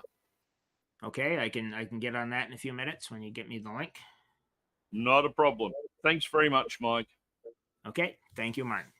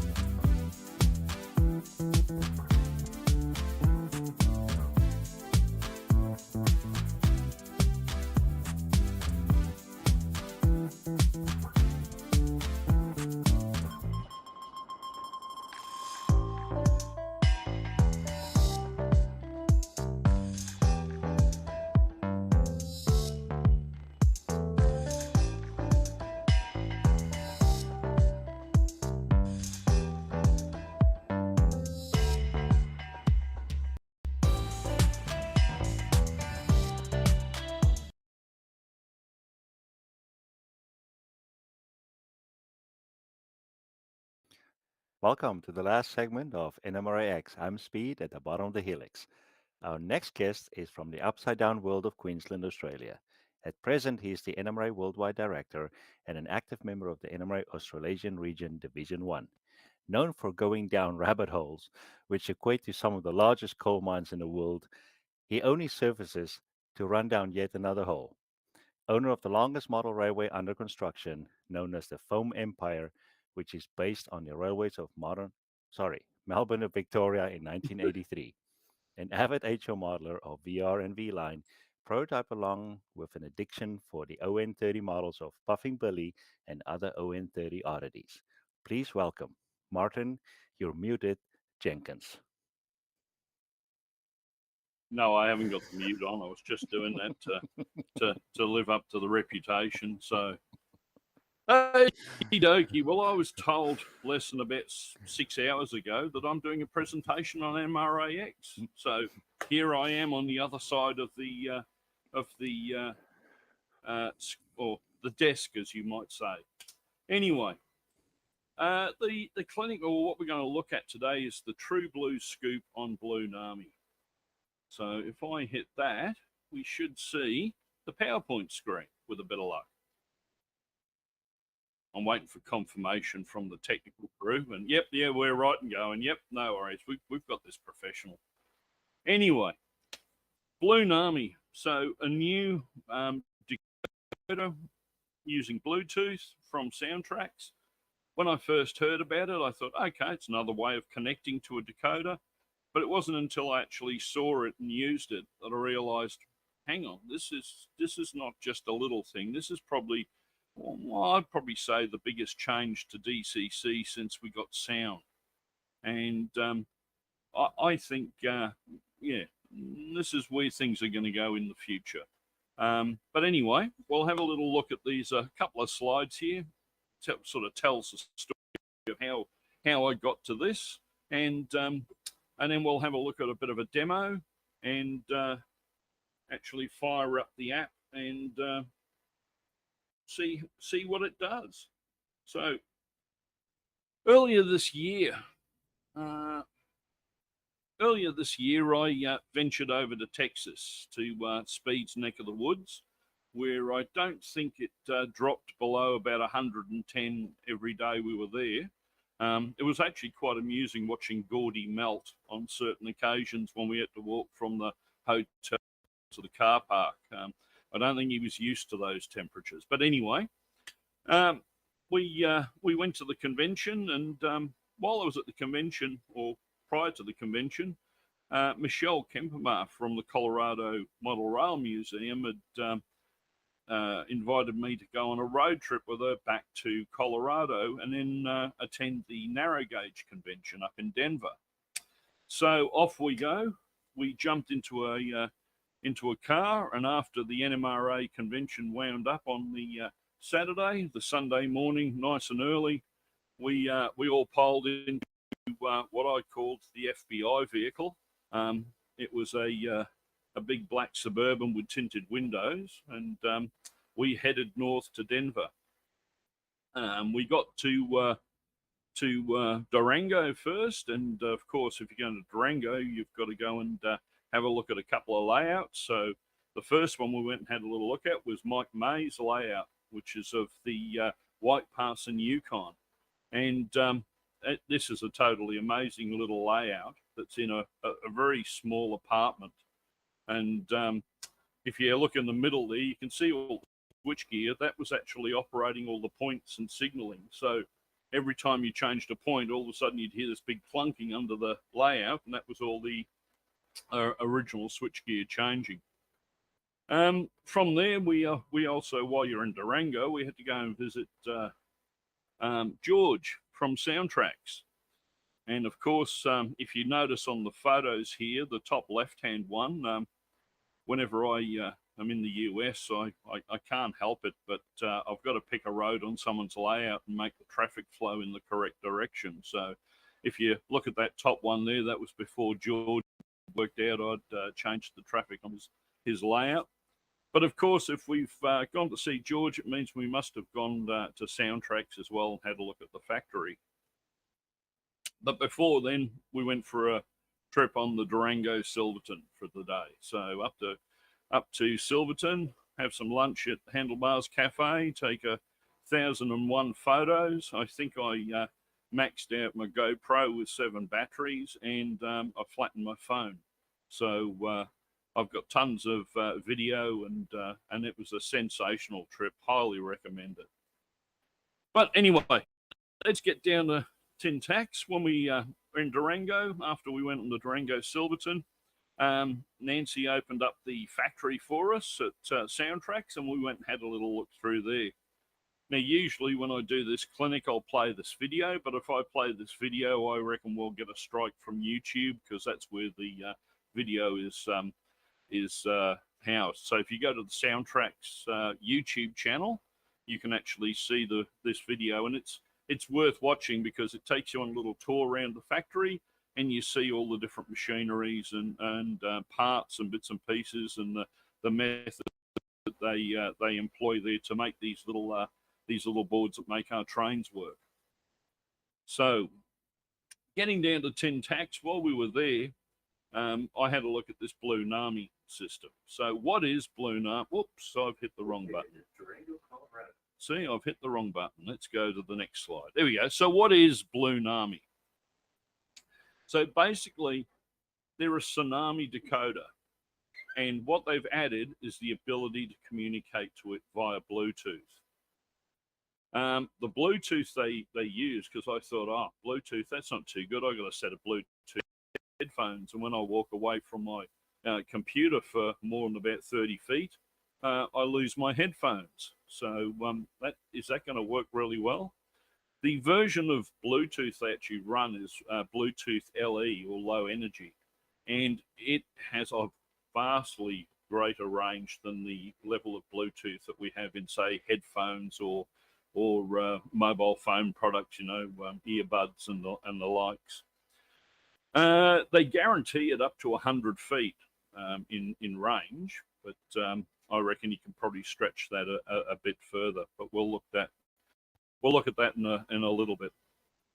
But basically, they give us this ability, instead of sending our data down through the rails to our decoders, that we can do it wirelessly from your app or from your throttle, which brings up some really good advantages. So what do they look like? Well, they're a standard DCC board. These are the 3 form factors that Soundtracks currently manufacture. So we've got on the left-hand side there, that large board is the G-scale one, which will do up to 4 amps. We've got standard 2200, which is your standard Tsunami 2 sort of wrap and form factor, and that'll do up to 2 amps. And they've just released this PNP form factor, which is a drop-in for all the Atlas and Athern. And if you model Australian, it'll fit Ossision, it'll fit early Ossision, Austrains, and Trainorama models quite well. So they're the 3 that they have at the moment. From my understanding, they're in the midst of doing all the artwork for a 21-pin decoder. So hopefully in the not too distant future, early next year, I'd say it'll probably be now, being as we're now in the beginning of December. Christmas will be here soon. That's another year gone. They'll have a 21-pin decoder out, and that will then really boost the availability and the installation for them. So if we have a little look, like I said, basically they are a Tsunami 2 decoder. So here we got at the top is a Tsunami 2, and then down below we've got a Blunami chip. And as you can see, the only difference basically is where it's been circled here. That's the Bluetooth chip. So that's the chip that's actually receiving the data and doing all the communications. So as I said, you've got all the functionality that you would have in a normal Tsunami 2 decoder, but now you've got Bluetooth to be able to connect to it as well as your normal DCC. So moving along, what will it do? So range, I spoke a bit about that. The range is guaranteed to be a 100 foot. You watch now, I'll get an email from Soundtrack saying, no, it's not. From my understanding, it's 100 foot. And on talking to George, he said they did a trial in the car park there, line of sight across the car park, and they got about 140 odd feet. So they believe 100 foot is the range they guarantee, and but it will probably go a little bit further. Now, will it run as a DCC decoder? I've got a large NCE layout. I don't want to have to change everything. Yes, it is, like I said at the beginning, a bog standard DCC decoder. Tsunami 2 has all the sounds on it that the Tsunami 2 has, all the functionality of the Tsunami 2, which we'll look at when we'll fire up the app in a minute, and we'll look at the app. So it will run just like a normal DCC decoder. So you could take that Blunami equipped train and you could go down the club, put it on the DCC layout at the club, and off we go. You can be running either using the Bluetooth app, or you could pick up the NCE throttle and dial in the address like you do with any normal decoder and drive it that way. So it will work in both camps. The other question I had asked was, will it run on DC control? Well, the demo I'm going to show you later on, the loco is actually connected to a 12-volt power supply. So all that's going to the rails on this demo is 12 volts DC. So yes, it will run on DC control. If you've got an analog layout, you can put one of these locos on your layout, wind the throttle up so there's power to the track, and pick up the your mobile device and start the app, and off you go. You've got a fully functioning DCC, but running on an analog layout. So why change all my locos to Blunami? Well, that's not really the idea. The idea is going forward when you do a new DCC install. Instead of just putting a standard DCC decoder in, you put a Blunami in there. You've got the added benefits of being able to take that logo to a friend's layout, that's say an analog layout, be able to run your loco on his analog layout, and have all the controls of your DCC system. So how will it benefit me? Well, there's the main benefits I saw was the fact that, one, if I was starting out in the hobby, if I went down the Blunami track, I don't have to buy a DCC system. All I have to do is wire up all my track to 12 volts and buy Blunami chips, have the app in my phone, and I can do everything you would want to do with a DCC system through that. Yet I haven't bought a DCC system. So cost, if I was starting out, it could reduce my cost of having full digital control very, very substantially. Yeah. So anyway, we'll move along. They were the points that were raised to me at a clinic lately. So let's see what else we've got here. So like I said, we've got a little bit of track here that we're going to do a demo on, and the track has basically just 12 volts DC going to it. The loco we're going to use is an ON30 NA class, and it has a Blunami 2200 steam loco fitted with Keep Alive as well. So Keep Alive is actually in the tender of the loco. It says there we have two. That's for when I was doing the clinic. I actually had two locos out, but for this presentation, I've only got the NA class. But anyway, someone decided to ring me on the mobile phone. Don't they know we're online at the moment? Anyway, what's happening here? Okay, so I'll switch over here now. And with a bit of luck, if I turn this iPad on,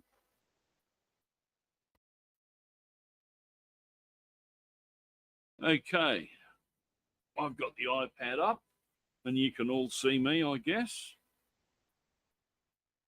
Don't hear anything from the production crew. They've all gone to sleep now. Oh,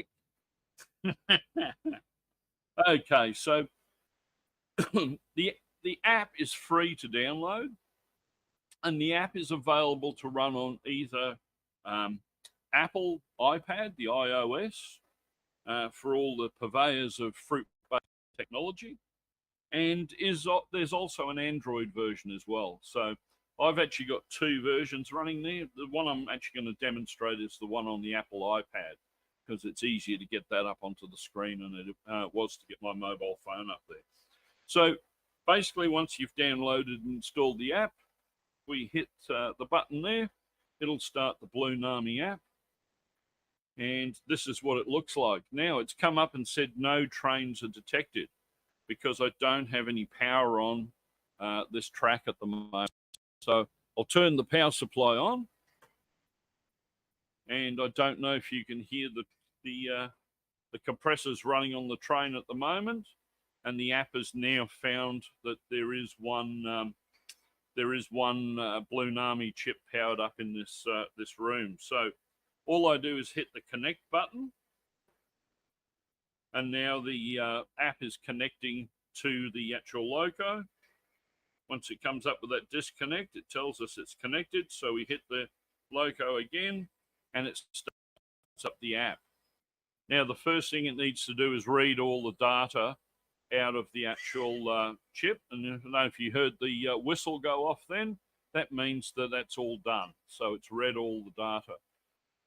This is our main screen. So this is our driving screen. If we give it some throttle, you can probably see the side rods are moving there on the loco. And we can just run it through our throttle on the side here. Change direction. You actually hear the reverser change over in the model, but you also hear it come out of the app as well. So you get sounds that come out of the app at the same time. You can turn that off if you want to as well. To use our functions, you just hit the side tab there, and here are all our functions. Now, as I said before, this is what I'll do is I'll hit use for the time being. As I said, this is exactly the same as, say, using JMRI to program a decoder. We go into the settings and have a little look. We can see here the name that we've given this Blunami chip, and we've actually given it a DCC address. So this one's actually addressed as 18. So if I took this loco off this layout now and put it onto the DCC layout behind me and dialed up loco 18, I could control this just like any other DCC sound-equipped loco on my layout. As soon as I connect to the loco with the Blunami app, it turns off the DCC system, so it won't take any information from the track from there on. It now knows that it has to get its information via the Bluetooth app itself. So there's our DCC address. Now, one thing that got me about this, as we can see here, go into our sound settings. I'll have to go back and I'll turn the sound back on again. And we'll go into our sound settings. But one of the major things that I liked about this, especially in tuning your loco, is it's dynamic. So when that loco is running on the layout, I can make any adjustments via the app, and it's in real time. And what I mean by that is if you're using JMRI and you make a change in your setup, you have to write that to the decoder before you see the effect. Whereas this, as soon as I make the change in the app, it happens on the loco. So at the moment, I've got the volume running. So if I go back here and let's get it running and making a bit of noise. Go back to the sound settings, to the master volume. And if I turn the master volume down, it's gone silent. I turn the master volume up, sound's coming So all the programming and all the changes you make are dynamic, and that includes your motor controls. So if you wanted to change the speed or the lights, you can do all of that, and it will be doing it in real time, which is really good for programming and setting up your locos. I'll just go back here and turn the sound back off again. Hit mute. And if I go back to the setup again, we have our sound settings. So just like normal Tsunami decoder, if we go in and just look at, say, the whistles, these are all the whistle sounds that are in the decoder. So if you can't find your whistle sound in there, I don't think it exists. Same when you get to the diesel Tsunamis, they've got all the different types of EMD and Alco sounds are all in the menu, just like you would have in a Tsunami 2. So if you've had a Tsunami 2, this wouldn't be much different.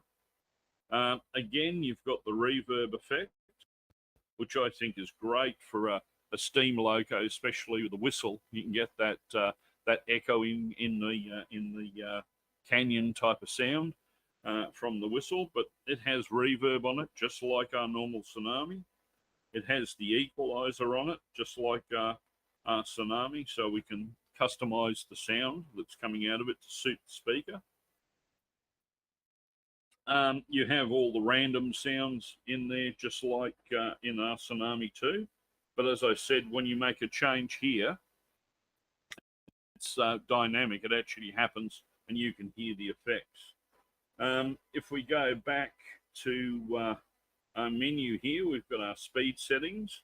So we've got our speed tables, just like we have with our DCC decoder. But again, this is all real-time programming. So as the loco's running, if you change a speed step, it will actually do that instantly. There's no stopping and rewriting the file back to the decoder like you do in JMRI. So you have all that function there. We have a 3-point speed table, a 28-point speed table. It also has back EMF control, and it also has a dynamic exhaust function, which we'll look at here. So you've got automatic sound control, and you've got your dynamic sound as well. So as the loco hits an incline or the load increases on it, it'll measure the back EMF and make the chuffs louder and harder, just like a real loco would. The diesel, it'll notch the prime mover up, so the prime mover will actually increase in RPM. The other thing that got me was if you wanted to program by CVs. So if you're old school DCC and you've been, you know that you've got to set CV 64 to 132 to get the exact effect that you want, you can go in here and change the CVs all as you would with JMRI or with a normal decoder. But the thing about this is it actually gives you the name of what the CV function does when you have a look. So, you know, if you wanted to disable or enable the speed table, just looking through here, you can see, okay, that CV25 is enable, disable. So all the functions are actually written there. But the thing that really got me was, go back. That really got me was reading all the data out of the loco. Unfortunately, the way DCC systems read the information back from a loco on a programming track or the likes is they pulse the motor. They need it to draw some current so that data can be put onto that current and sent back. This now using Bluetooth or wireless technology takes all of that away.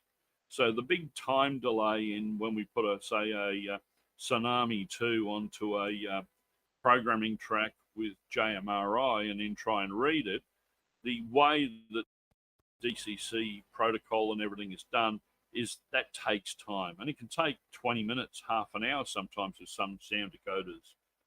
There's some European sound decoders that when I read them, it can take up to 40 minutes in JMRI to read the full decoder. This is how we do it with the Bluetooth app.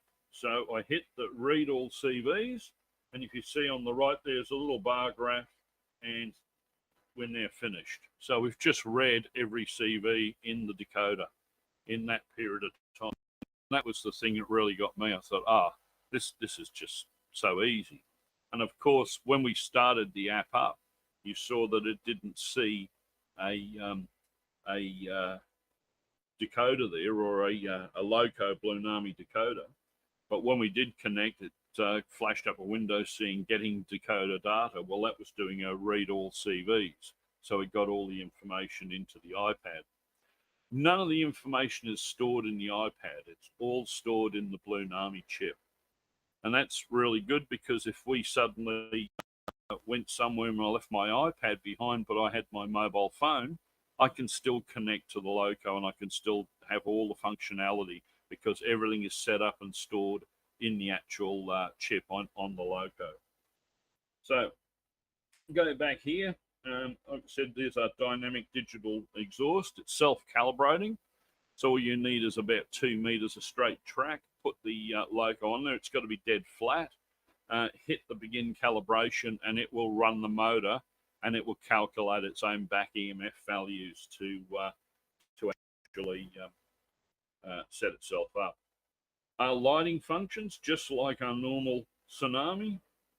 If we go in here, we've got all the different types of effects we can have, whether we've got incandescent lamps, LEDs, whether we want the lighting effect to be on, off, dimmable, Mars lights, single flash. There's all sorts of different lighting effects that we can put in here. Flickering firebox, smart firebox flicker.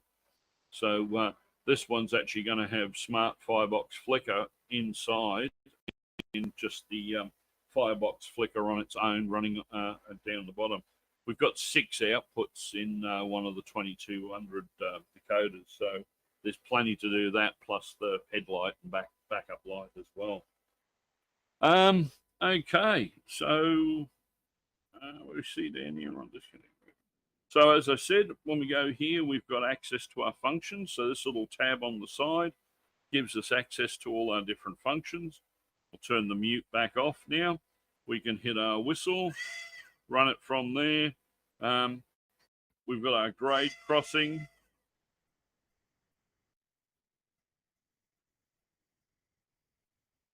We can enter switcher mode from here. Now, that gives us function 0 to 14. If we want 15 to 28, we just hit the next tab along, and it'll move this across to bring up our other functions. Back here, we've got our basic, of course, our light on and off, our bell. The bell's actually disabled on this model because we don't use bells at Puffin Billy. As you can see, there's no bell on that particular loco. But I have the long whistle and the short whistle there. And then, of course, our direction control on the front there. So it's a very simple app. Now, the only other thing to mention is consisting. So if we wanted to consist a bunch of locos, there's this link button down the bottom, and you just hit that, and it will ask you, is the loco the first, second, third, or fourth loco in the consist, and which direction it's facing. It will then link up with the other locos you've already got set up in the consist, and off we go. So I think that's about it for me going on for a while. Is we got any questions there, or anything someone wants us to look at in more detail? Can you save any of these settings in the app? Let me turn this off so I can hear. There we go, hit me. Sorry, what was that? Can you save any of the CV settings in your app? No. No, they save all back to the decoder, but you can put the decoder on JMRI if you want to back it up. And you can, because it's just like a normal Tsunami decoder. But if I don't have a DCC system, then where's my backup? Your backup's in the loco. But that's the thing that burns out, and I need to replace it. while we reprogram your loco. From scratch, right? Yeah. Okay, so quick question: why did you pick 18? Why did I pick 18? Because Because 6A in hexadecimal is not 18. Sorry? 6A shown on the engine there is not 18 in hexadecimal. Yeah, I know. Okay. No, 6A is actually a preserved NA class up at Puffin Billy, which I've ridden on several times. So, but all the numbering of Puffing Billy is because they're an NA class loco. So it started off as 1A, 2A, 3A, 4A, 5A. It's not hexadecimal. So why 18? So why 18? That was just a number I put in there at the time. Probably Oh, it was probably more unlucky than I didn't even think about whether 6A was hexadecimal. But anyway, there you go. so can Aussies buy these directly from you? Yes. If you go to the Soundtrax website, you can get my contact details through there. I've got basically all three form factors available, plus a range of speakers and bits and pieces. But yes.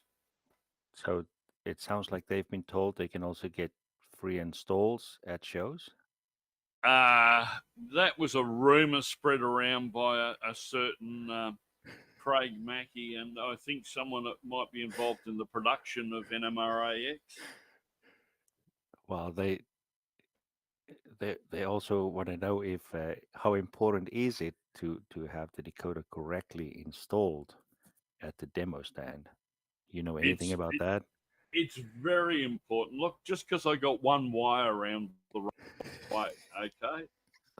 No, it's very important to install any decoder in the correct manner. Now, someone mentioned this that long layout install that you have there. Would it help if we bring our Blunami locos to your layout? That speed anything up? Well, if they've got dead rail, they'll run. If they've got battery on board, they'll run. No, Cool. like I said, I mean, I'm known for going down rabbit holes, and hence why the layout kind of comes to a grinding halt. And this was the latest rabbit hole to go running down. It sounded like you skipped over that cost part on the slide. How much more are these expensive? Okay, well, in Australia, well, look, in the States, the MSRP is round about the 160 mark.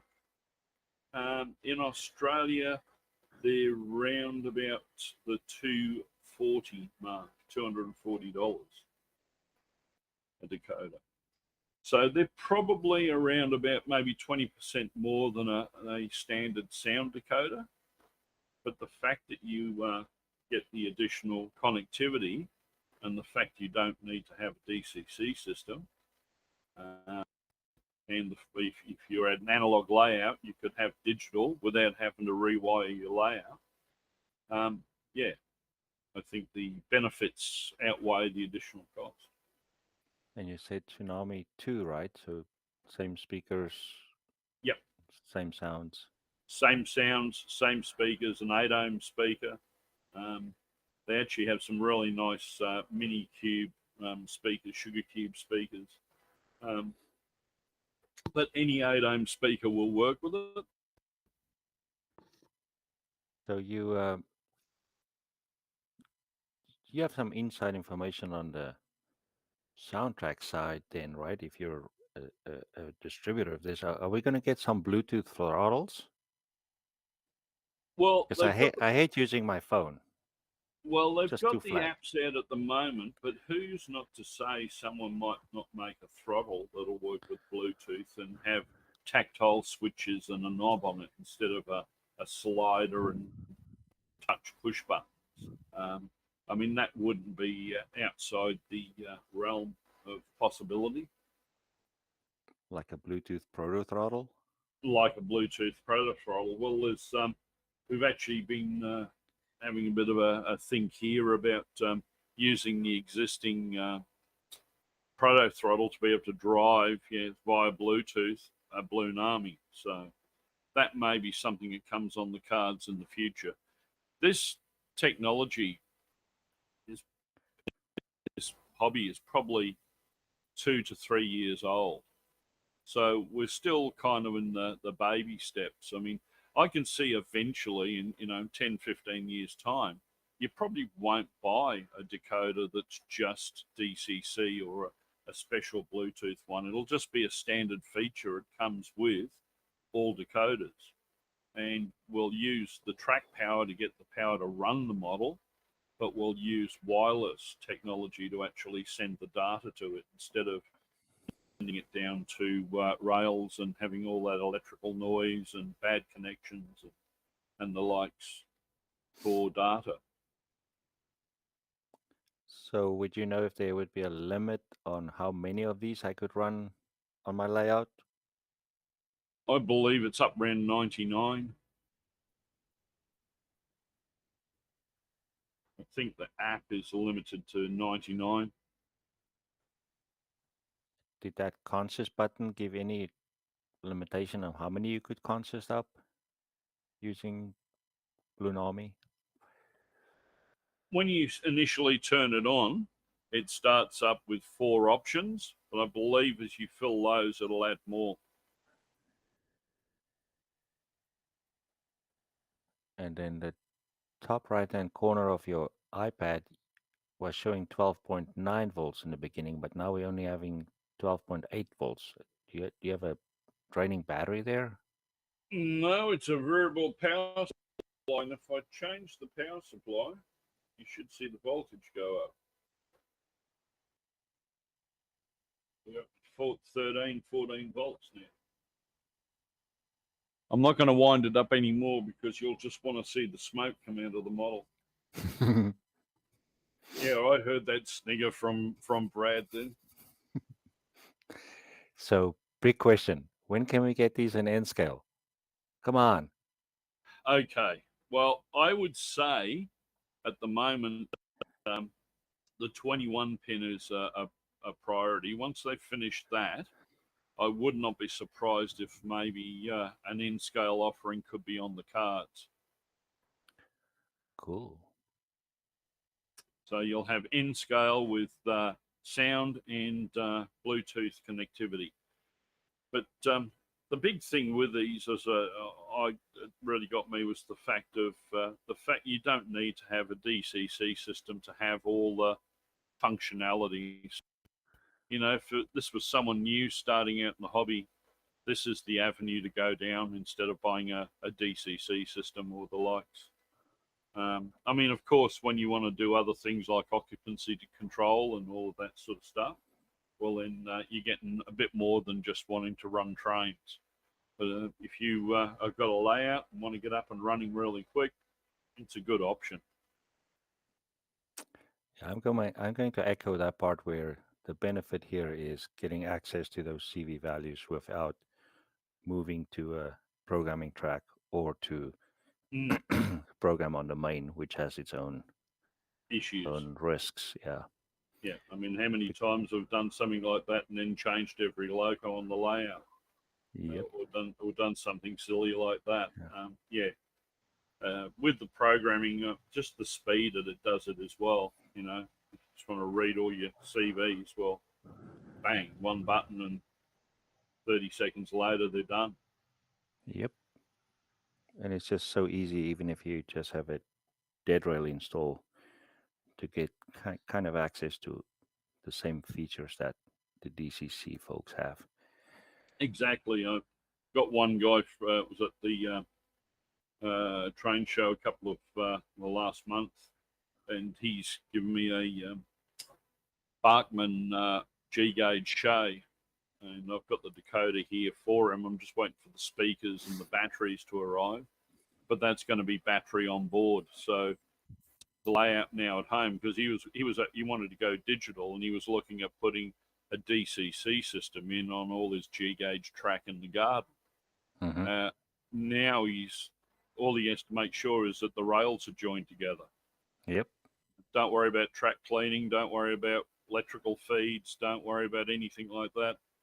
Using this, the battery size accordingly, we believe you'll get around to about 4 hours of 4 to 5 hours of running out of it. And then it's just plugging it in, and 45 minutes later, it's charged back up again. So, Good to go. Yeah, good to go. So, yes, again, like he said, the decoder costs a lot more than the other decoders he was looking at. Cost more, not that much more, but the functionality that he gets out of it is far outweighs the cost increase. So. Cool. So that that green engine you have there, that's part of that. I forgot the name now. Gotta switch over to the other screen. Is that part of the Puffing Billy collection you have? That's I've got that, and I've got a 8A is the other loco that I've got. We've got at our club a large Puffing Billy actual layout. Puffing Billy is a tourist railway. It runs in Melbourne, Victoria, up to the Dandenong Ranges, and we've got quite a large layout in the club that was built by one of our club members that lived in that area, and yes, that's where these usually reside. And that's ON30? That's ON30, yep. Okay. So you can see when I put my hand, yeah, it's ON. I was going to say I'll do a dime for scale, but I haven't got a dime here. Pinky nail.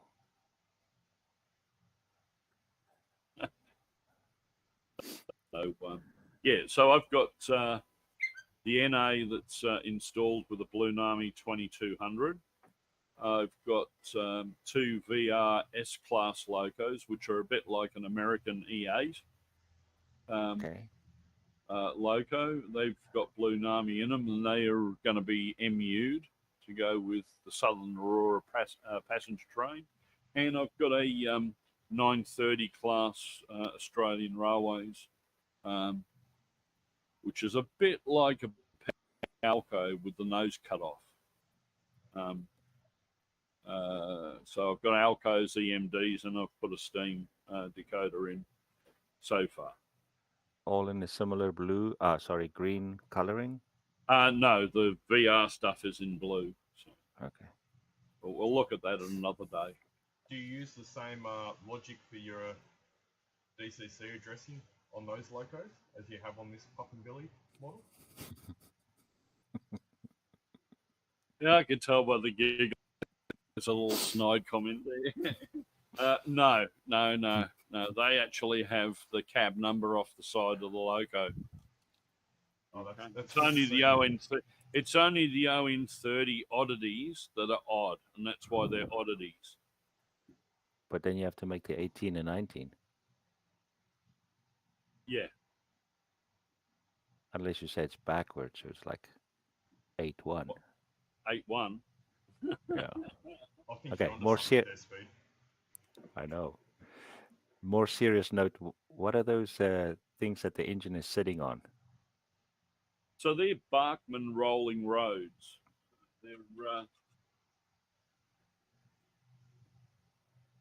They're little stirrups that sit on the track, and then they got roller bearings in them for the wheels. Cool. So unfortunately, a great product made by Bachmann that they no longer make. I was just about to ask, where do we get those? So there are other brands out there, but what I've found is all the brands make their stirrups different heights. Oh.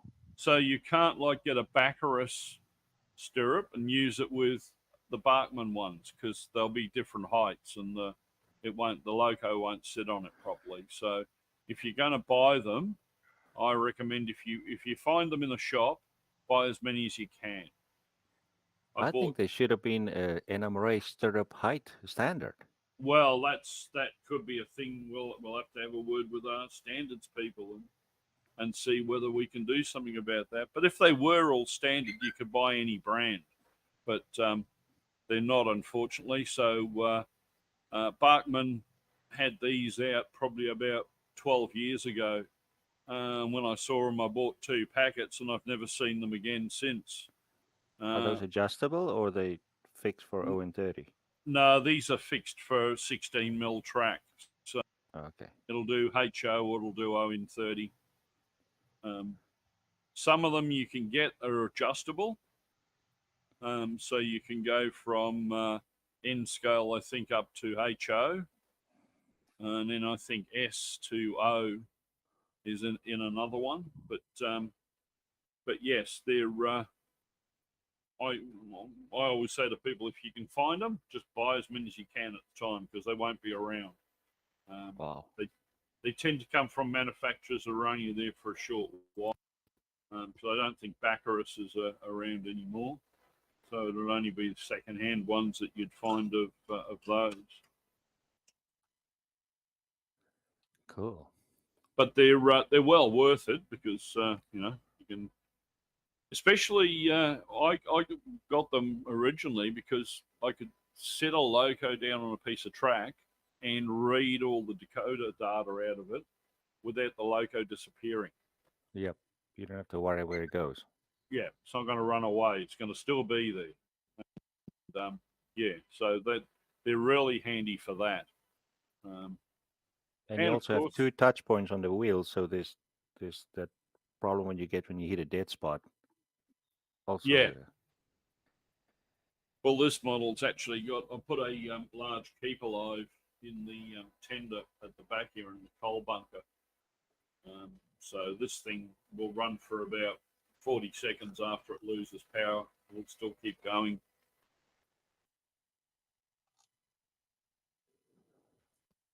So Mike Ruby NFS says DCC Concepts make some. Yeah, DCC Concepts have got a set, and I think there was it a mob called Prouse? They had a set as well. There's a few of them out there, but like I said, when you get one, buy all of that brand because they won't intermingle. They don't play happily with each other. Ew. Well, Martyn, I can't see Facebook. Brad, is there anything on Facebook? Facebook at the moment. And But I do have a question that's just come across my desk here, Martyn. I believe we've been told that you're a guy that likes to toot your own horn at train shows. Can you tell us a bit more about that? I missed that. We've been told that you like to toot your own horn. Would that be correct? You been speaking to that Mr. Mackey again? There's no name on this note that's come on my desk. No name. I can tell where that one come from. Yeah. So tell us about it. Well, I just sat there the last train show. I'm putting some of these Blunamis into logos, and to do the testing phase, we had to give the horns a good workout. So apparently, I sat there all afternoon blowing my own horn. So. And the fan mail has never but stopped. then I got moved along because somebody wanted to come along to make scale clotheslines. How boring. Oh. Scale clotheslines. You mean like HO scale or ON? Yeah, HO scale clotheslines.